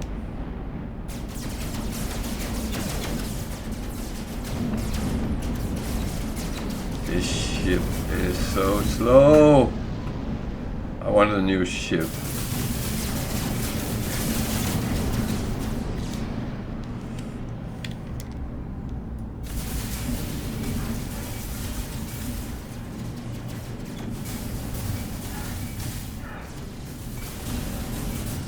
I know it sounds like a bad excuse, but I need to gear it up, and that is one of the things that I have not really done, because I kept thinking and hoping I could get a new ship before it actually went that way.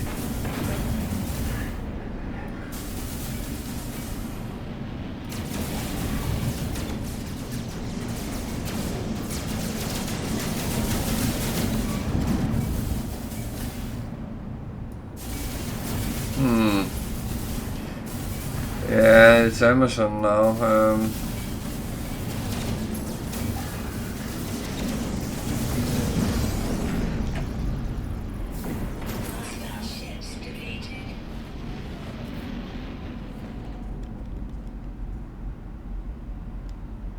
That is true.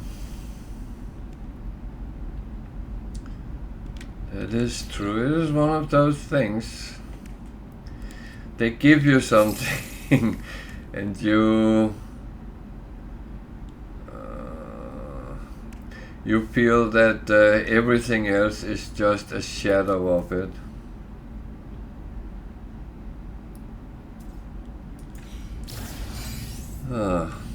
Well.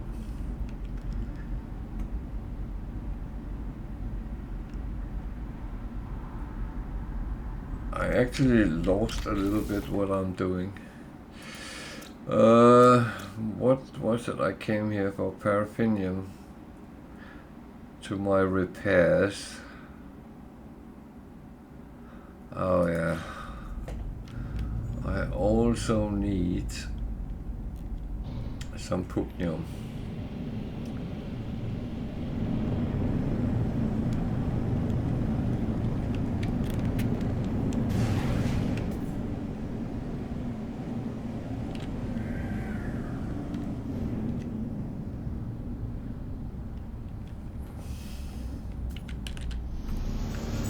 So just go down and put a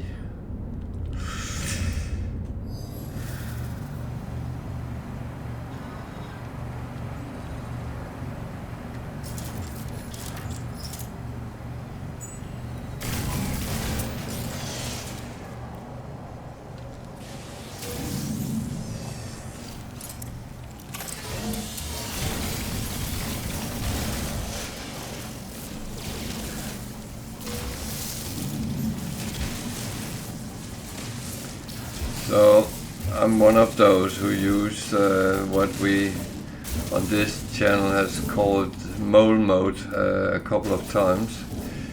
Just go underground and let them run off.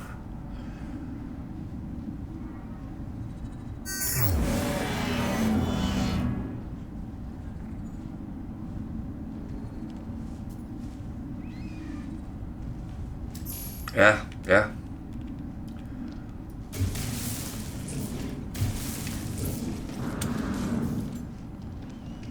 I always try to stay safe, even in bad weather, because I had a very horrible, and that was not normal even, I had a horrible experience. A storm pulled me up and blew me around, and I kid you not, for nearly 20 minutes.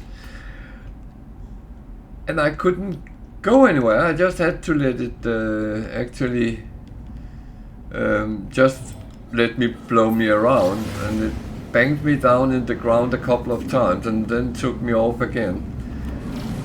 And I must admit that that didn't make me feel very confident. Luckily I didn't die from it, but I might as well have done.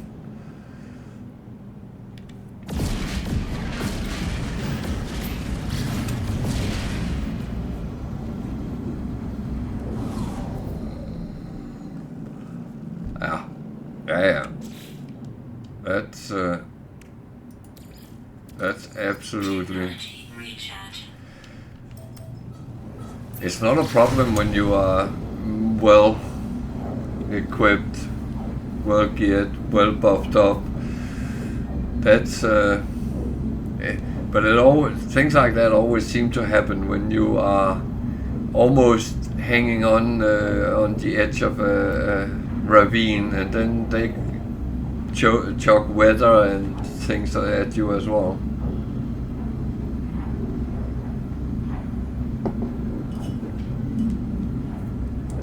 And you expect the frying pan and the pot and the coffee machine and things like that come flying as well. Cars.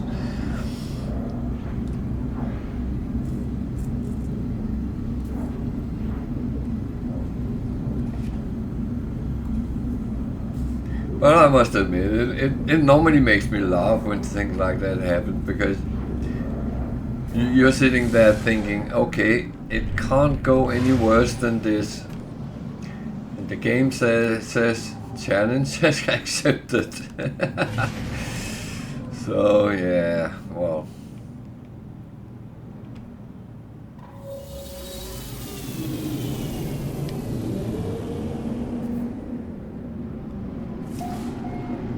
I still don't understand why it wants me to build a cylindrical room.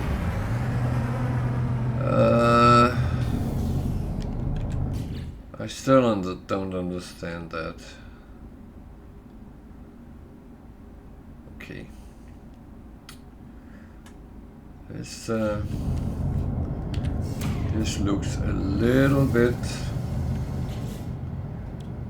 worn out, I would say. But that's it.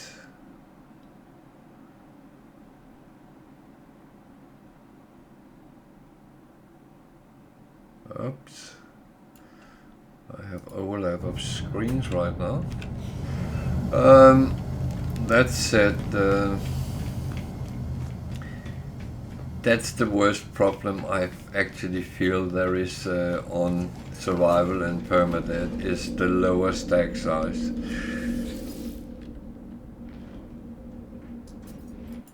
But I mean, it's something you can live with. You just need to empty out sometimes.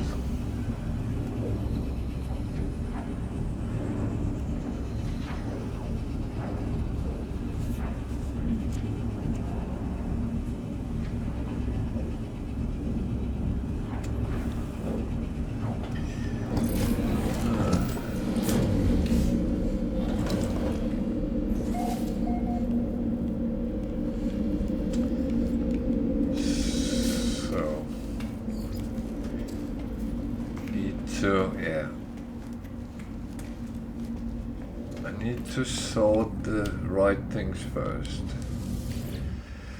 Oh.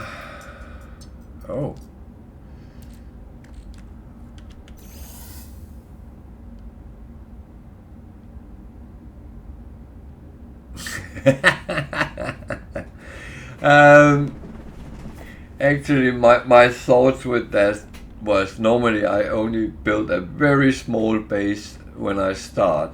However, I actually thought here, I'm going to build it and put these guys into it and just leave it there forever when I'm finished with it.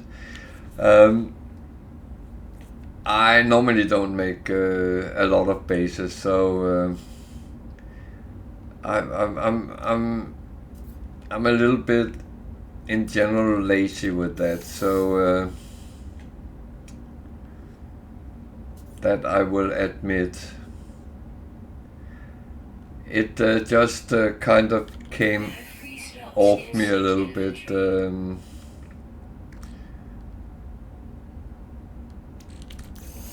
Almost say it accelerated beyond where it should have been.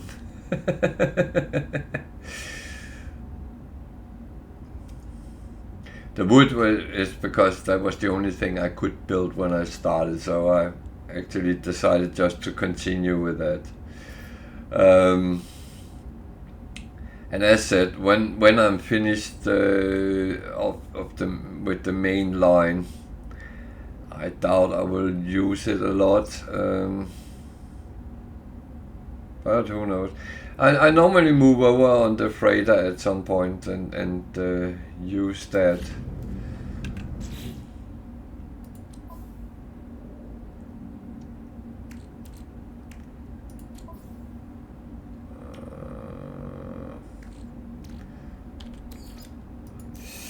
I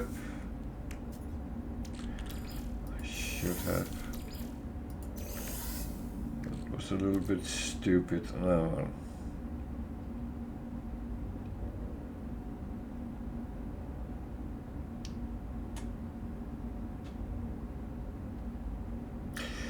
No, so that's the only reason.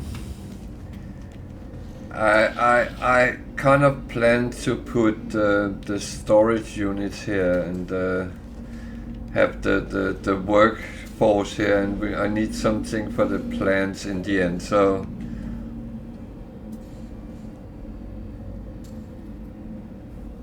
oh no, can't sell. I'm a hoarder. Hoarders don't sell.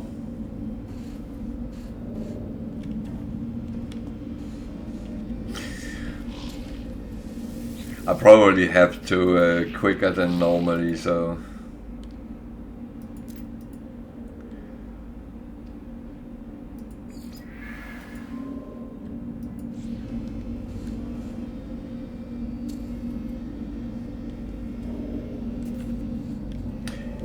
yeah, and that's where I very often end up.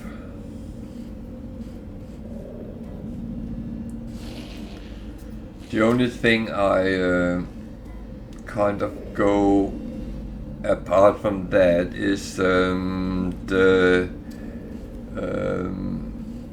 valuable production things I set up so I can produce them and get them to become more valuable, but that's the only.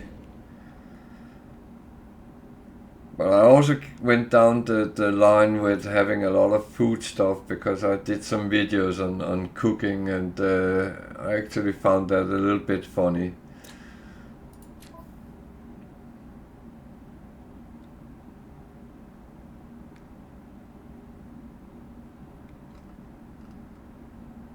Why is he giving me...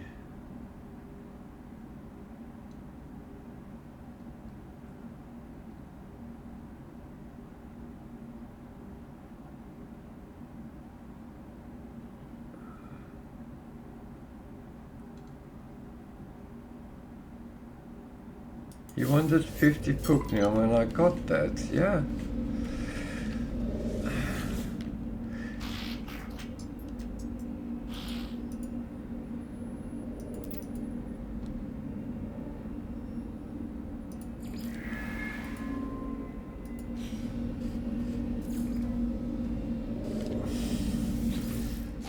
The mission system is not always the quickest thing to...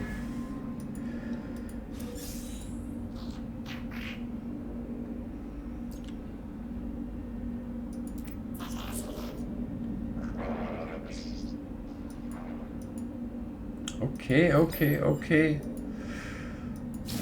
Don't yell at me.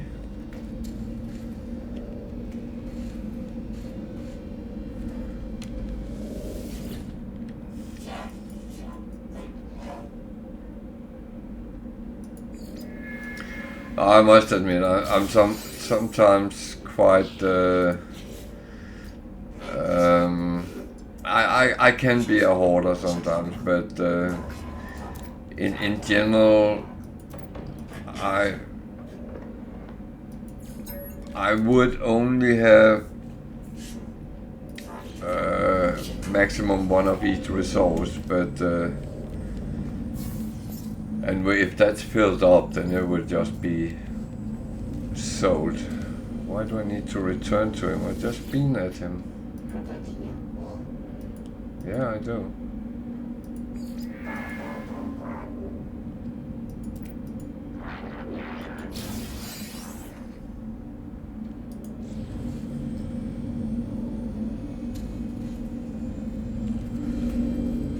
So I need to find a...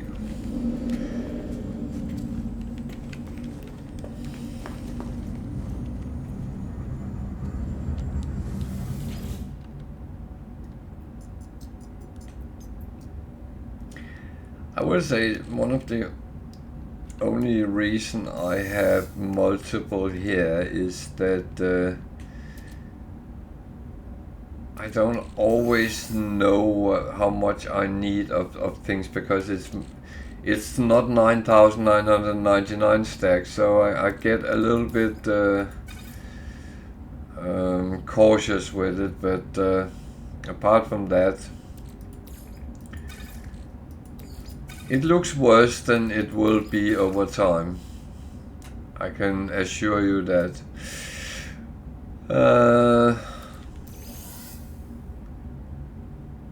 So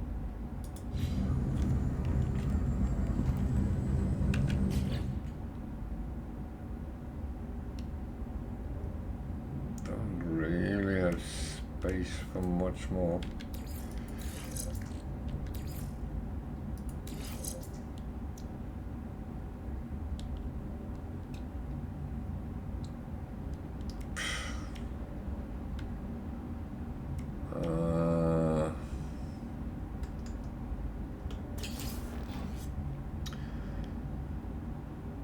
So I'm being a little bit naughty. I dismantle it instead of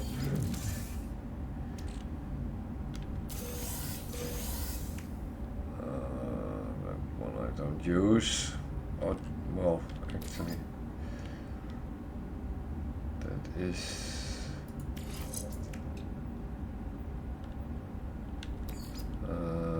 well, I save it for now. That can always be disabled if I don't need it. So certain things I don't want to take around with me.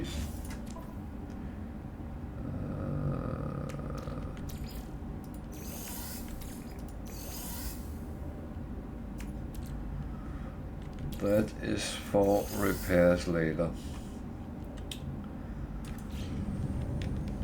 So I need to go and find a Viking that I can hire.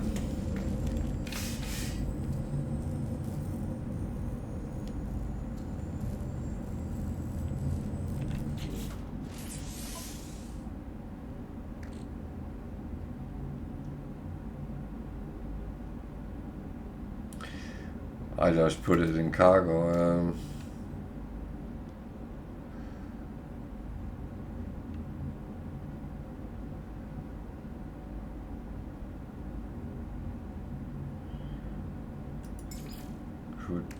No.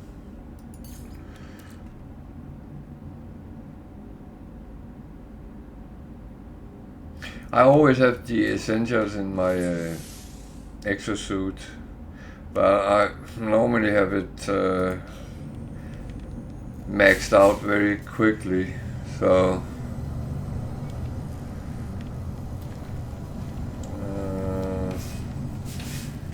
actually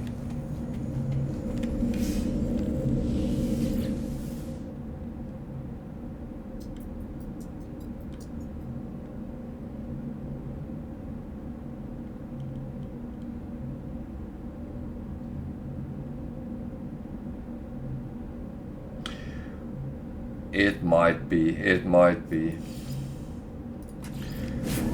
I don't deny that,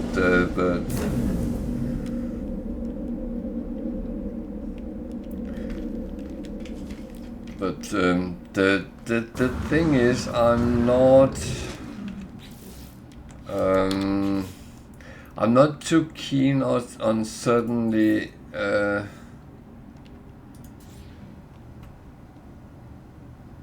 missing a something I have to go out and farm if I could have had it. So, and I'm not in any problem making money in general.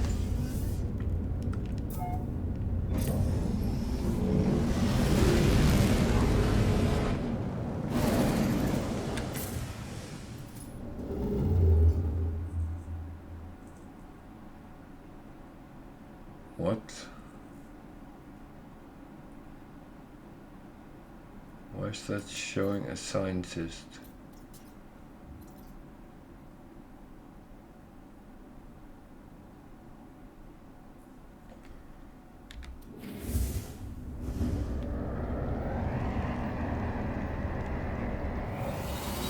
I am a little bit confused.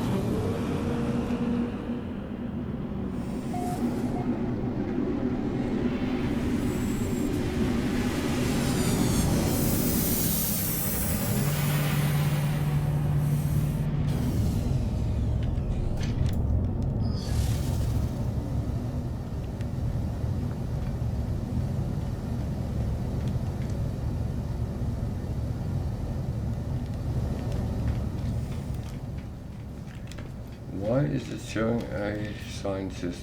That's not what I need.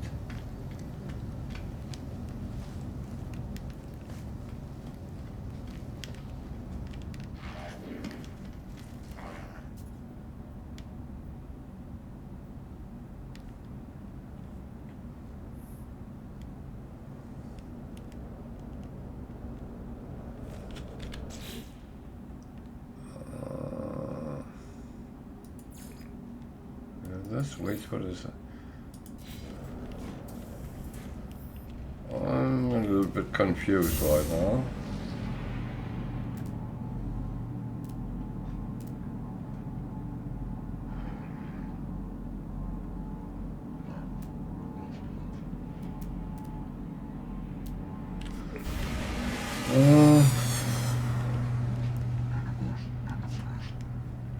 I know they can be on any Viking station. Yeah.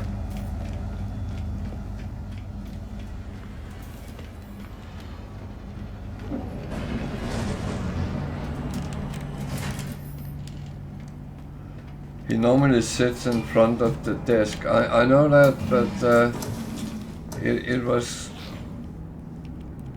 It's normally him. No. This is not a Viking station.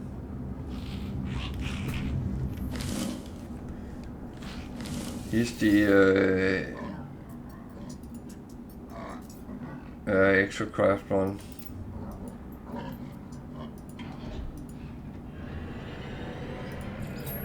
I don't want him yet.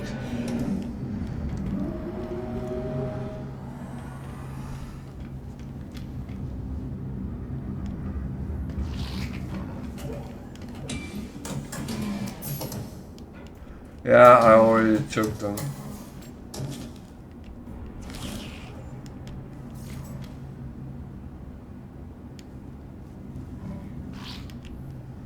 You said 3 nanites. Why are you seeing them?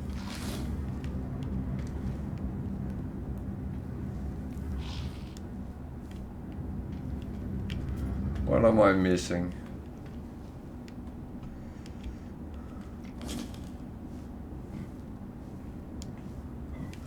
Oh yeah, on the tables. Ah.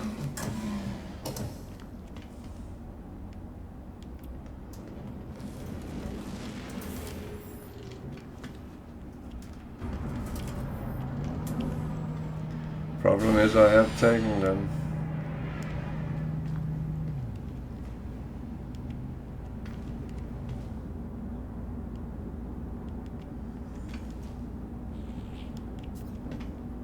I think that one, I can't remember. No, that was not here. That was one I couldn't get, but damn. I still don't understand why it on the map showed. Yeah, they do, but I haven't been that long on it yet, so...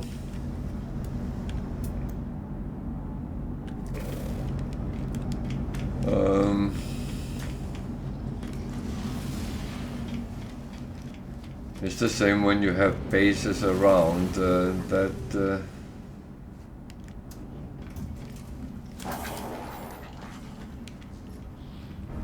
that also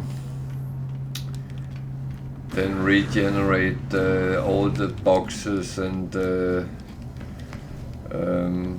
machinery and whatever it is that comes back.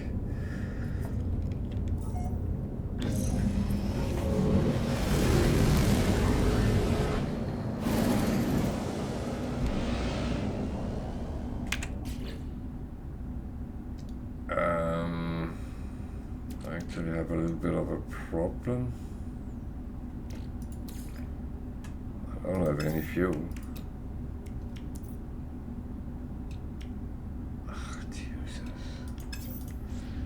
I am a little bit stupid. Can I get anywhere where there is something?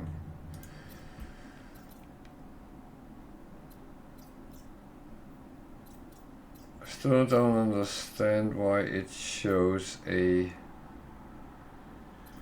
scientist. I got the scientist here, but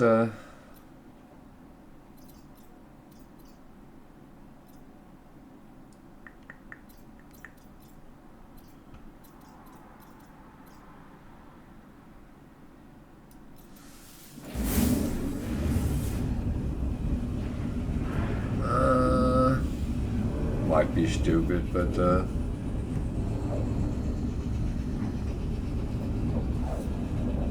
if I remember right,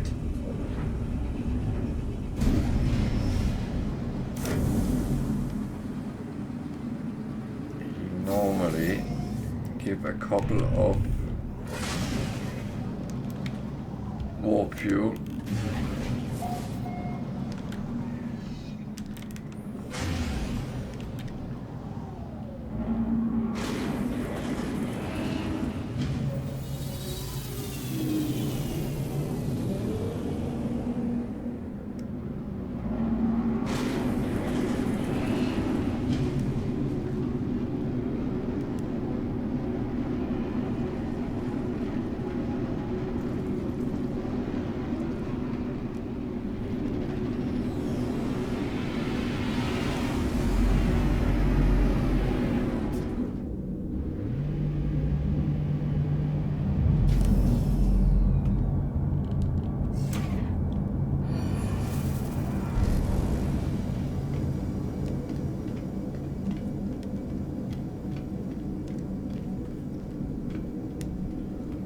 So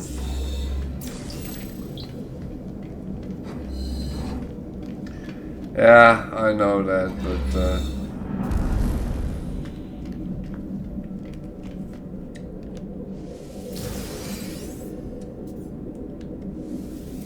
I remember right.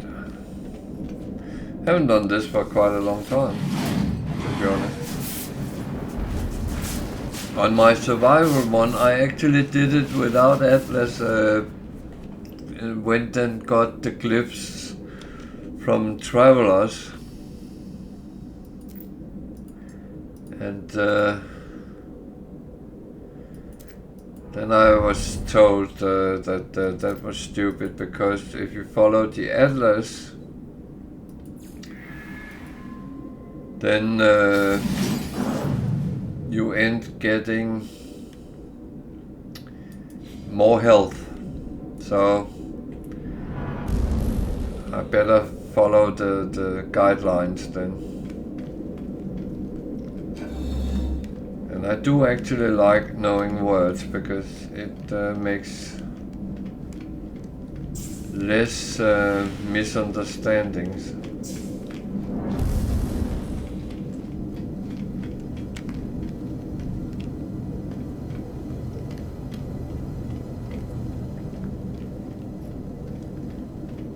I better understand what they say to me, at least. I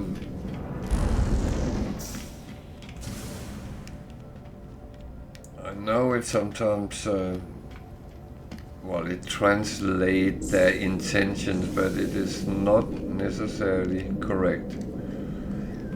Hello, Frosty.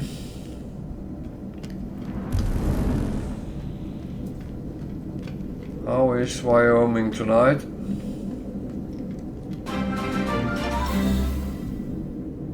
Thank you for following.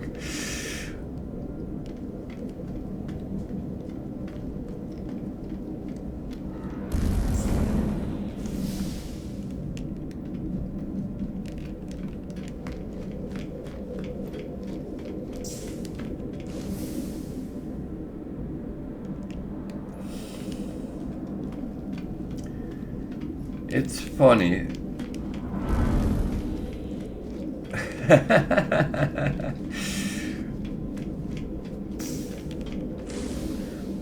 Well, I mean,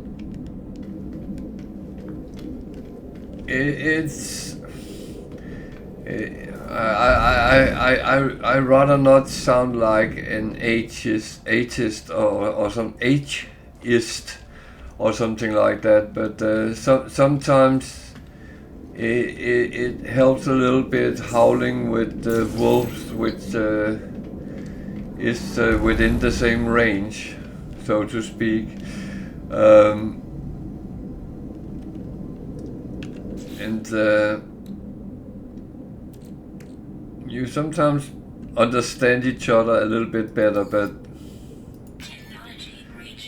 it's not because I actually don't mind, for instance, helping new players and no age restrictions or whatsoever.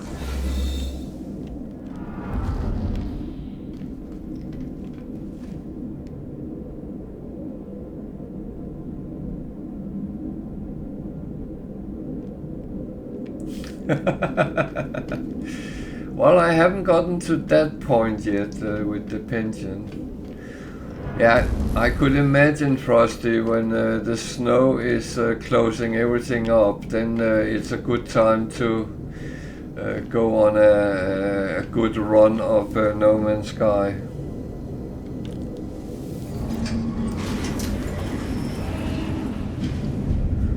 I'm still a year away from pension, so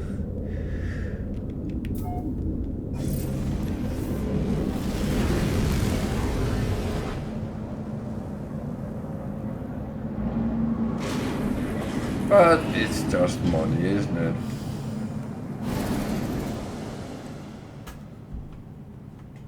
Okay, I think I will try to find a space station here.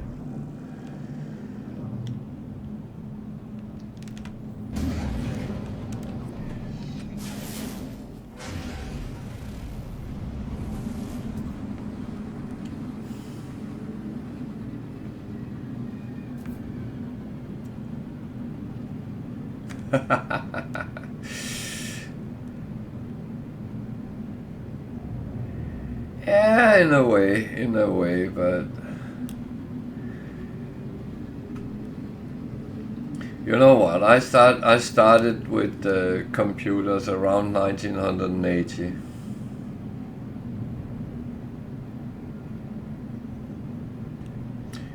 Yeah, no. Well, the thing is, you always have to pay your rent and your food and all the little things in life. Of course, they need to be for them, but having a good life doesn't mean you need to have a lot of money. I'm lucky enough. I live in a big house with my two kids, and they are in their 30s, and they are having good jobs, and we get by okay. We're not rich, we're not poor, we are somewhere in the middle, and that's absolutely fine.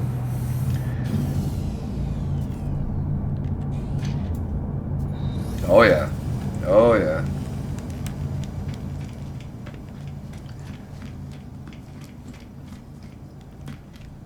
They do. We are a whole family of computer nerds.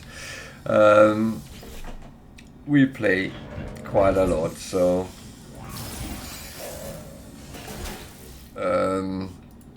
and the good thing is living together is we can play together sometimes, which with some games it's fun.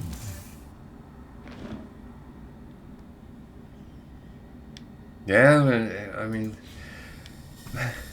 but the thing is, I was very interested in computers around 1980, and I remember my dad said to me, you know what, you should get a real job, not play around with those computers. And you know what, I've been playing with computers and working with them my whole life. And I was not worn down of physical hard work like he was, and that was a little bit of a shame for him, that he didn't realize that there was other things than hauling things.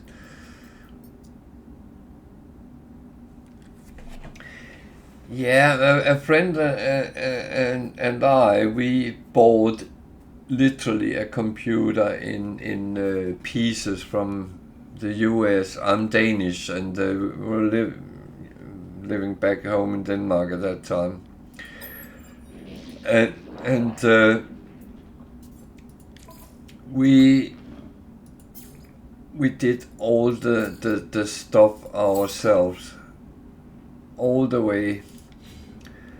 Even programming prompts, and yeah, I have forgotten more than I can what we did, but I was so lucky. My friend was an engineer which knew a lot about putting things together, which I didn't, but on the other hand, I did a lot of the programming we had to do. So we actually match each other quite good.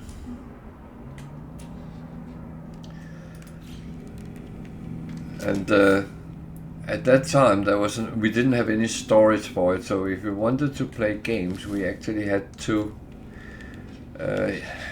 enter them every time. And we had a lot of paperwork with games on, and one of the first one we got to work really good was a kind of a snail race, and we were sitting 10 young lads at that time, playing and gambling and drinking beer over a stupid game with little symbols on the screen running around randomly, but it was fun. But then things started going into the more normal computer types. VIC-20, Commodore 64, Amiga, and from there it actually went PCs and that way. So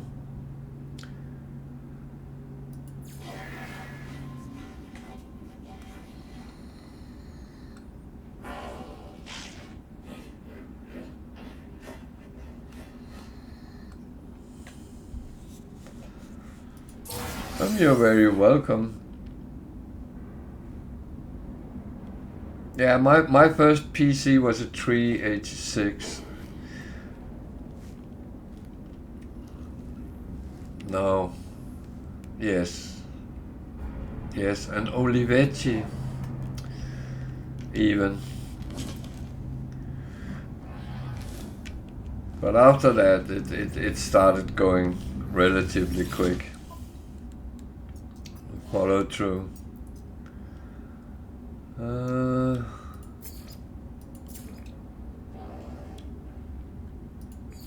Units received.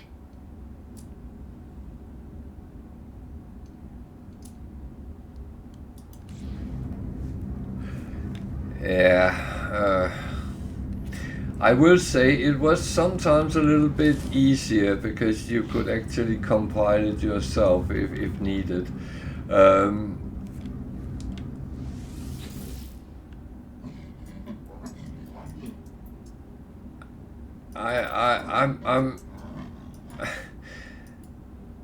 I've been working a very long time in software, and I've been working on software which was sitting on Windows, so I have worked a lot with Windows and with Microsoft for that matter, but it's now with Windows 11, and 10 was the same. I have lost the track what is actually going on. And sometimes something is sitting looping and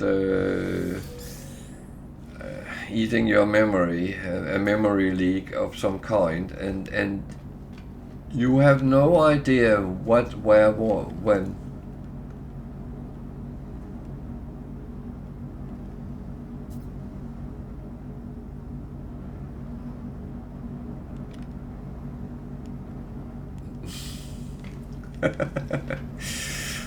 Oh yeah. I played World of Warcraft for 17 years, so I know where your brother has been. I actually only stopped a couple of years ago because I got so tired of. I felt it was hard work more than enjoyment, and I do not.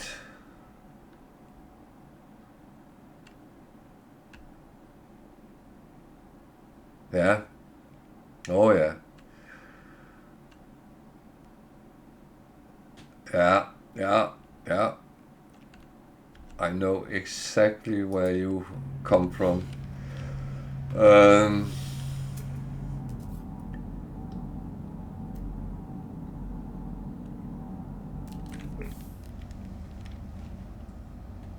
yeah, we did. You.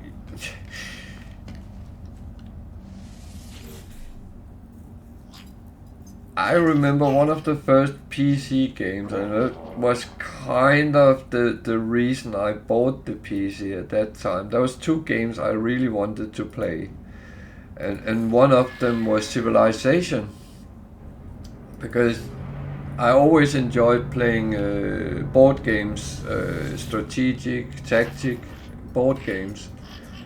But it was always difficult to get someone to actually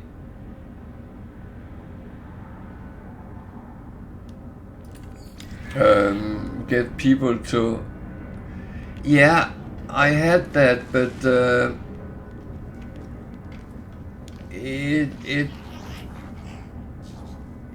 it was not as good as it was on PC at that time, and so. But the problem was it used base memory, which the PC didn't actually accept. So I had to sit and set it up in DOS myself every time I wanted to play it. What type of memory to use for what? But at those times, you just did it. That is true. That is true. You know what? I bought one of these retro makes with from Commodore 64, and with I can't remember how many games is preset on it, but it oh damn. But it really brought me down memory lane seeing those games again. And it's actually not half bad. There's summer and winter games on. And I remember how we used to kill joysticks with that. Oh.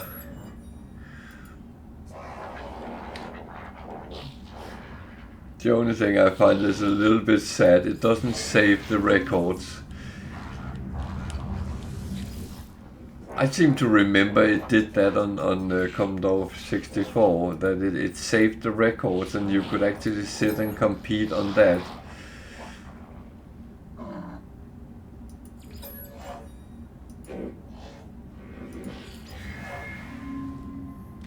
But yeah, it's the good old days.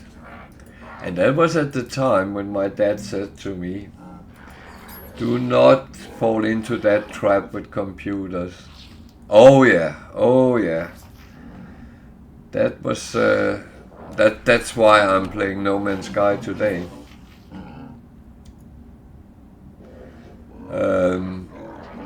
That was one of my favorite games.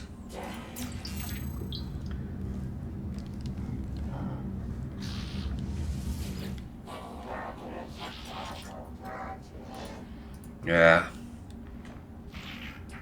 Oh.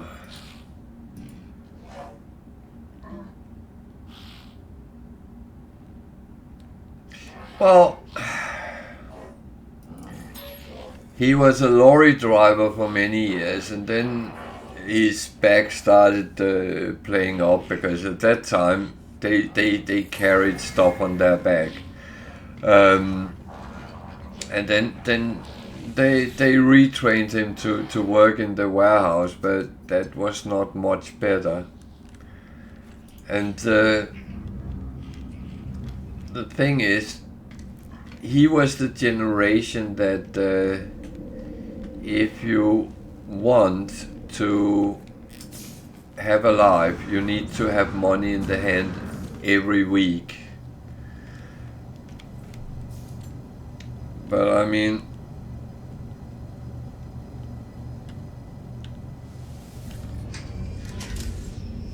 when I reached the same age than when he was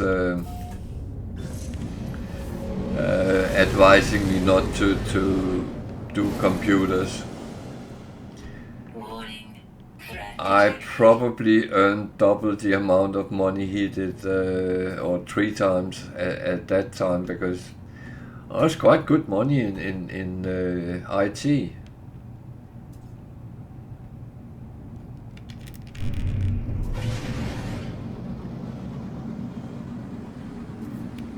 So, yeah.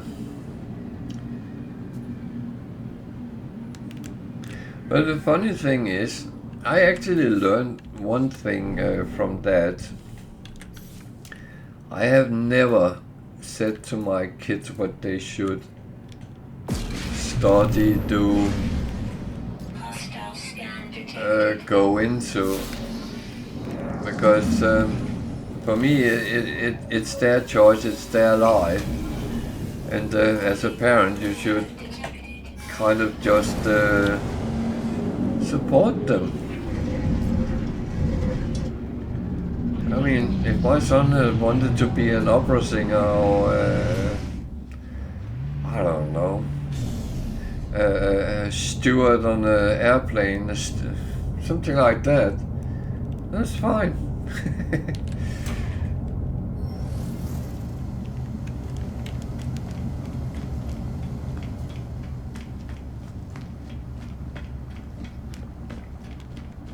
Yeah, it is.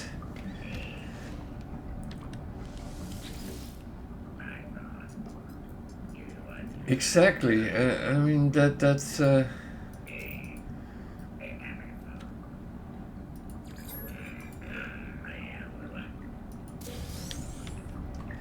That's what it's all about: having good, happy families and support each other. And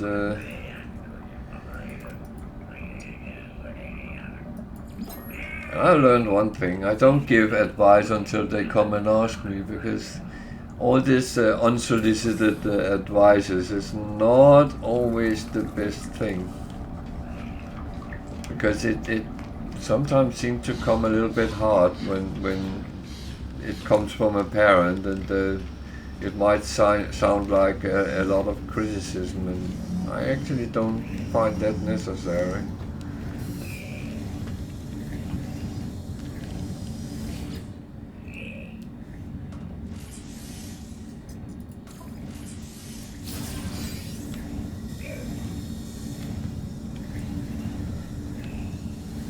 How many nanites do I actually have? 1300.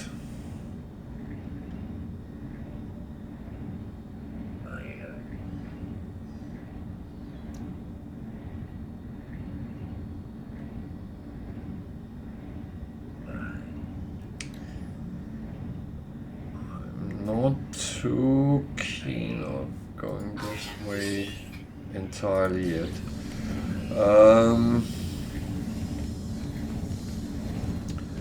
However, I can use some of these.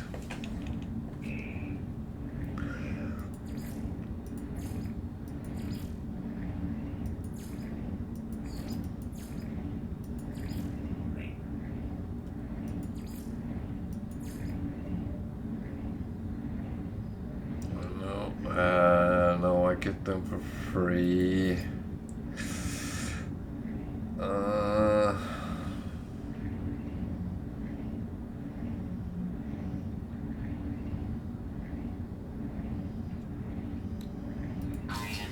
actually going down this route because that might very well be helpful. Don't know when, because I still... Oh, okay. I actually don't have that.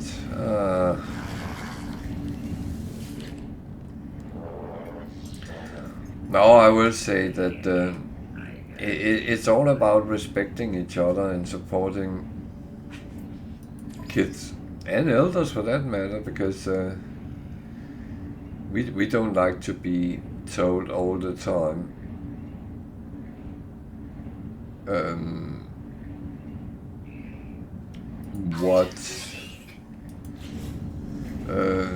what to do. It's never nice.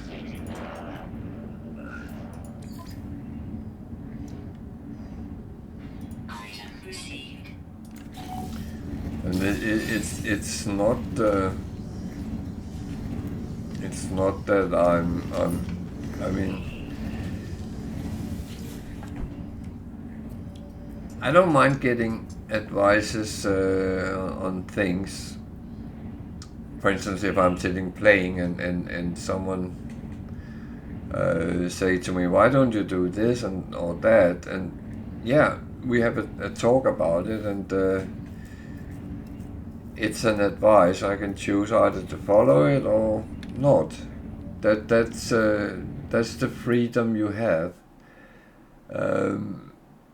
When you come in hard on your kids, for instance, and then it sounds much more harsh than it actually is meant. But as a parent, you sometimes need to take a deep breath and say, well, they need to learn something by themselves as well. Of course, you don't want to see them hurt, but honestly, they will be. And if you don't teach and let them climb up in the trees and sometimes fall down, they don't know it's dangerous. That's a metaphor, by the way, but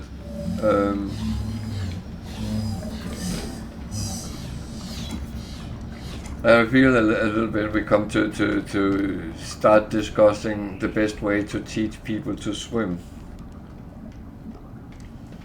Is it to throw them out in the water and say, now you swim, or are you giving them some tools to swim with?